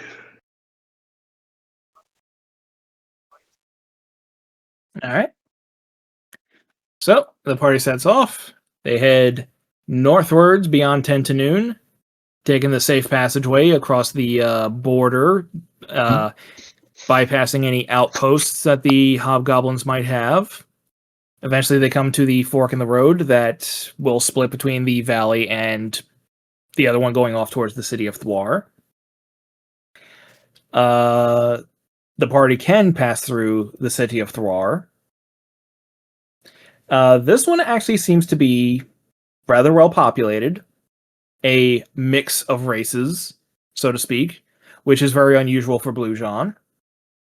Because normally it's a bunch of giant kin and goblinoids, but this one seems to have a good balance of humans, elves, halflings, and the like.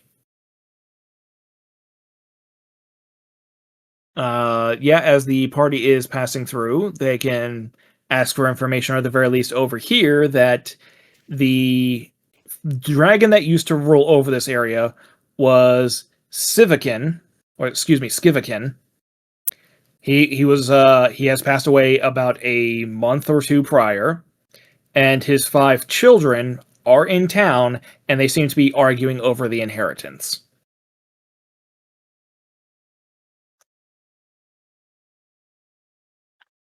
It is up to the party if they would like to pursue that any further, or ignore it and carry on. Do we want to put our nose into our business again? Could be lucrative.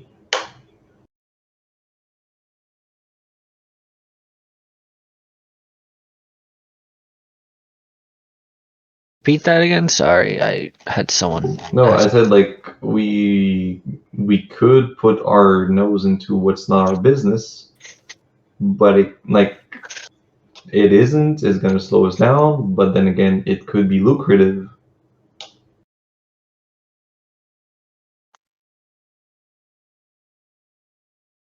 What does Curdy want to do? Service is willing to help.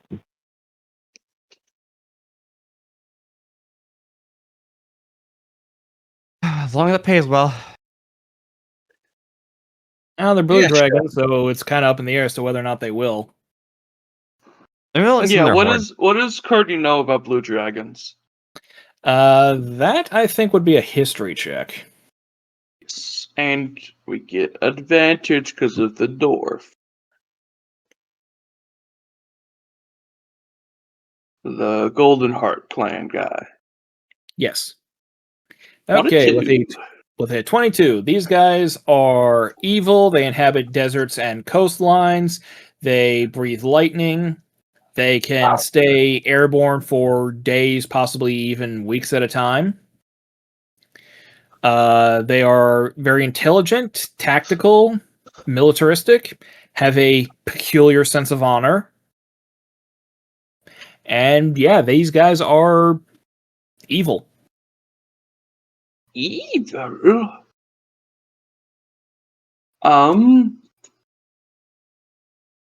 What? Fuck! I gotta throw in my languages. I know I've got a shit ton. No, I don't know dragon. Ah, fuck. I don't know Draconic either. I got Sylvan.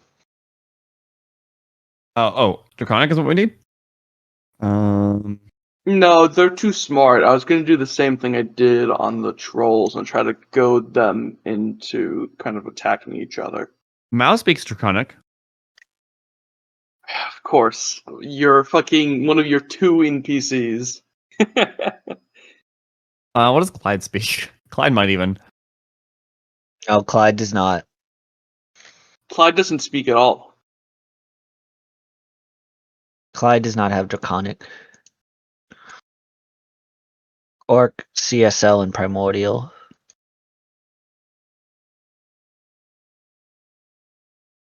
Just realizing I have like 35 tabs open. I just couldn't see them all at once, so I didn't know. Oh no, that's so fucking real. I was like, oh, I don't need like all of these anymore. Okay. What to do? Okay. Do dragons have might equals right Does not. in their culture? A lot of them do. Blue dragons, not quite as much as a white dragon did, but they are more like might equals right than, say, a green dragon is. Okay. Um.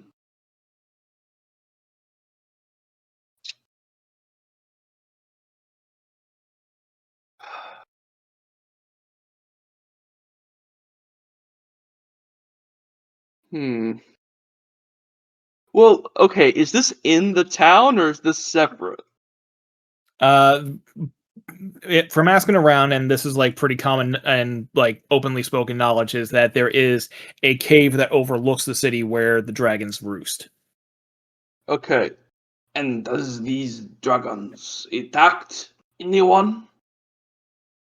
No, the dragons are the ones who rule over and protect the area. That is why, like, this mix of races are able to live here, because this is technically speaking not under the direct command of the goblinoids of Blue John. It is independently run by the Blue Dragons. Hmm. Okay, so killing them outright is not going to be a good idea.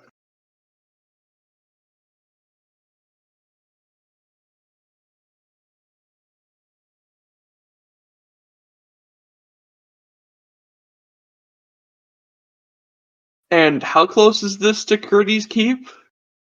Oh, this is miles and miles away. It's still a couple days travel before you will get anywhere near the keep. I say we can resolve this at another time. All right. Just throwing it out there as a bit of world building and letting you know that is an option that you guys can tackle. Yes. Now, All right. getting more dragon parts would be nice, but I don't really need them right now. I mean, Especially because you lost all your stuff. No, I lost all my magical stuff. All of the monster parts I still have. I can't believe it. You, as the party's hoarder. Yes. wait, are blue Lost. dragons known for being spellcasters? All dragons are natural sorcerers. Well, yes, I guess I worded that wrong. Do blue dragons like to make use of spells when fighting? This does ultimately come down to the dragon in particular. Amongst blue dragons themselves, they aren't as magically inclined generally on average than, say, for example, a green dragon, but that does tend to change with age. Obviously, the older a dragon, the more magical they tend to be. But these 5 in particular are young, so it's a pretty safe bet that none of them are particularly like magical.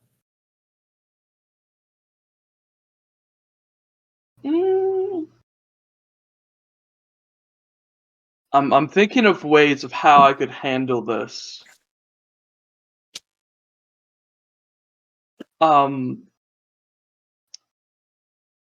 This is like dragons don't like other people in their business, don't they? I don't think most things Depends on like the dragon. Yeah. Ah, okay. No, we're fucking with them. How many people are in this village? The city, about Okay, this is a 800, I full. believe.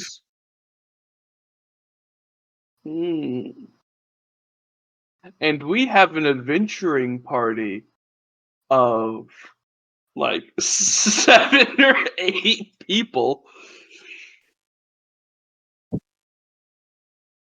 All right, I'm gonna inform Jerry of the plan as we walk, or I'll just inform everyone. All right, so obviously we need this city to be under the protection of at least one dragon. However, we have multiple here. Dragons will be proud. a proud dragon wants to keep this city. If we can kind of not necessarily influence, but create a clear winner of this competition, someone that can protect the city, and someone that isn't going to fuck with it. They're young right now. We can set up the expectation. I don't care who gets it, whichever dragon. I don't know these dragons. But we can kind of slip in the threat that whoever does rule this city has to be someone that protects it. I know I'm talking in circles. We have 800 people here, and a group of 8 or 9 adventurers here.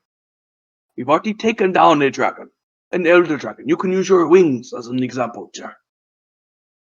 Just kind of, scare them into acting right.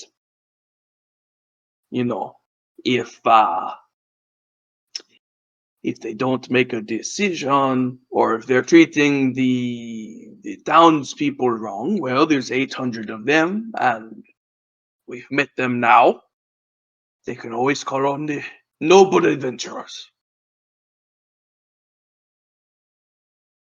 So do you want to get in the good graces of the townspeople first and then use that as leverage? Or do you want to see which one is the least worst blue dragon of the bunch and vow for this one? Because it is blue dragons that we are talking about. It ain't the, nicest ones. Yes, I know, which is why these are the children. They do not necessarily have the intrinsic motivation that their father had. So if we can at least partially guarantee that whoever does claim the throne stays here and protects the village, I'll be happy with that. And we make it not necessarily a dragon as a friend that could come down later down the line, but it would certainly help to have a city of this caliber's problem be solved, for them to be in our debt.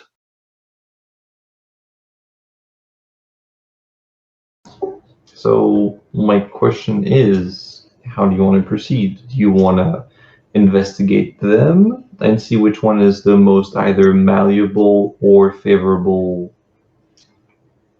I don't remember what's the word for potential heir, but yeah.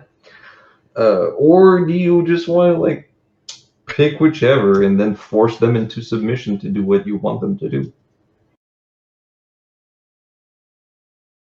The thing is, they are young now, and as soon as word gets out about the adult dragon dying, Blue Jean will try to take over this area. We need the strongest of them, not the nicest. But if we can intimidate the dragon, the strongest dragon, enough to protect the town,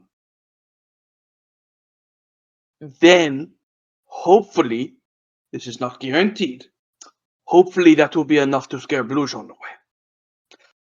I mean, if that's your reasoning, why not try to keep all three?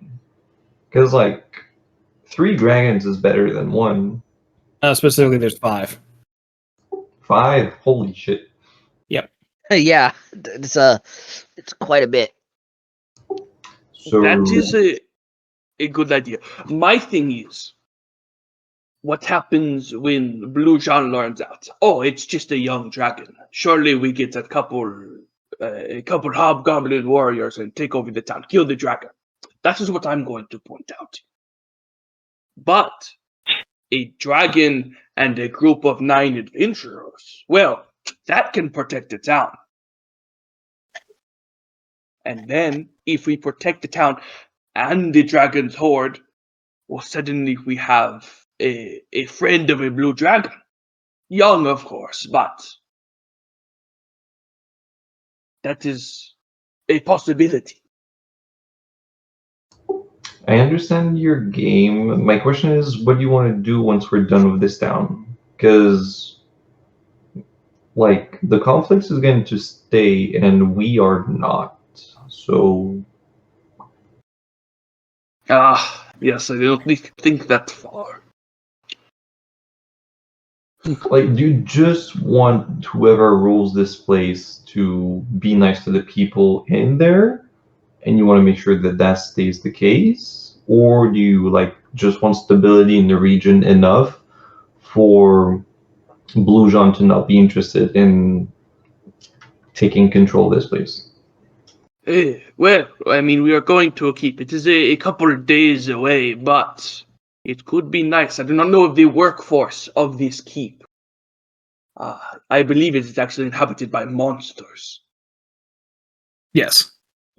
Getting a town that is not Blue Jean to be allies with this keep could be very useful.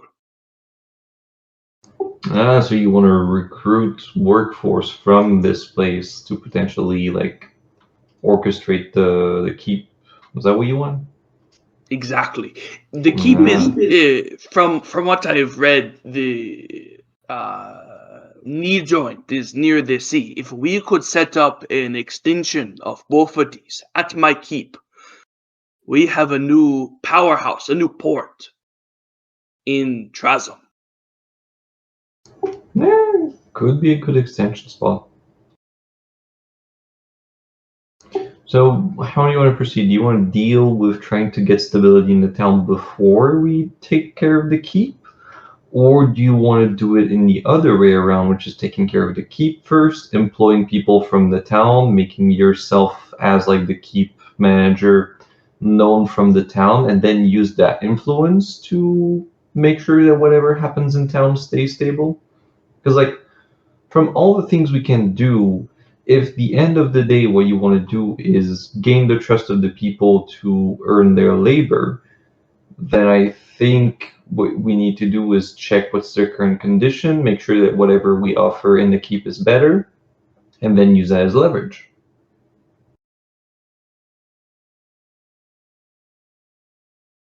That is true. And the dragons will be insurance that the town does not fall under the rule of Lujan. Yeah, so basically what could happen is that they could see the keep as a potential rival and want to attack it. So that's when you, like, start a conversation and, like, potentially I'm, like, jumping multiple bridges right now, but ideally what happens is that we clear the keep, we get people from the town into the keep as workers, and from there two things can happen. Either the dragon says, well, now you're in the keep, like, they're going to fight even harder because they consider that's in their territory, or they see the keep as rival potentially and are going to want to raid the keep. So I don't know if we can take on 5 young dragons at a time, but if we can make sure that they infight first and whoever stays there we only have to deal with, that might be a better solution. Or if we're lucky, we get 5 blue dragons as potential sentinels for the keep.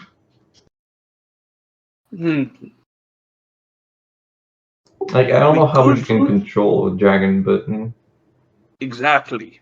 We could always have our own blue dragon at the keep. I don't know how stable of a creature the blue dragons are. How reliable of an ally.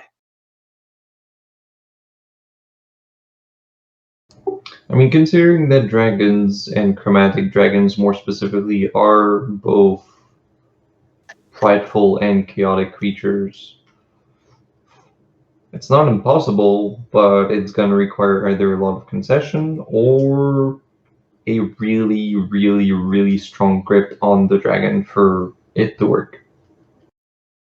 What about the promise of keeping his horde safe? Mutually beneficial. We keep the force safe. Force keeps his horde safe. That Yeah, was But like, if you put it like this, then that means you are becoming an underling of the dragon. So you don't really have any control of whatever bullshit they're gonna pull off.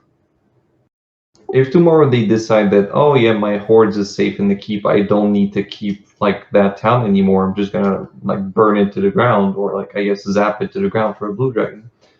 Like, what's preventing you from? Wouldn't he want to stay near his horde?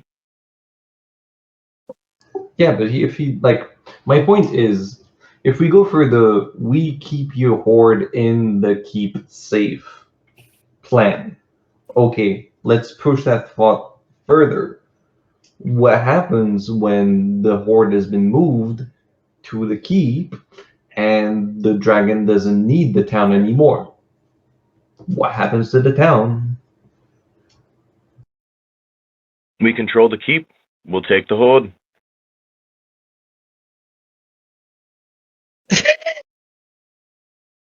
That doesn't answer the question, but I guess we'll have to see. Because I would assume we would try and reason with them like, well, you know, we won't try and take your horde, and we'll keep it completely safe as long as you don't do anything to the town. And also in return, you help defend the fort when needed. Because I mean, it's his horde too. I mean, yeah, that works. I guess. How far away is the keep for a dragon? Because if the keep's days away, I don't think, like, if it gets attacked and the dragon's here. So the thing is, like, for you guys, it would be about 4 days away. For the dragon, it would be a little bit less because, like I said, for blue dragons, is they can just fly while they're sleeping. So they would be able to move between the keep and the city of Thwar faster because they don't have to stop and sleep. Hmm.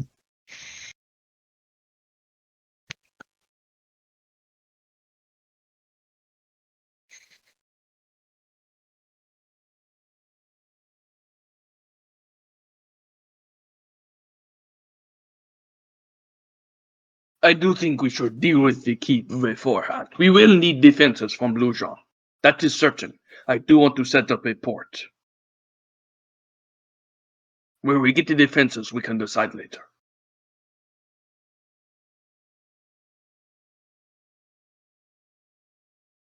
Alright. Yeah. So, parties agree that they're going to prioritize taking the keep and then circle back around to check out Thwar. Sounds good. Sounds like good the to me. Right then, in that case, we shall end it there for the week with a plan in mind. Everybody say bye to Craig. Bye, Craig. Bye, Craig.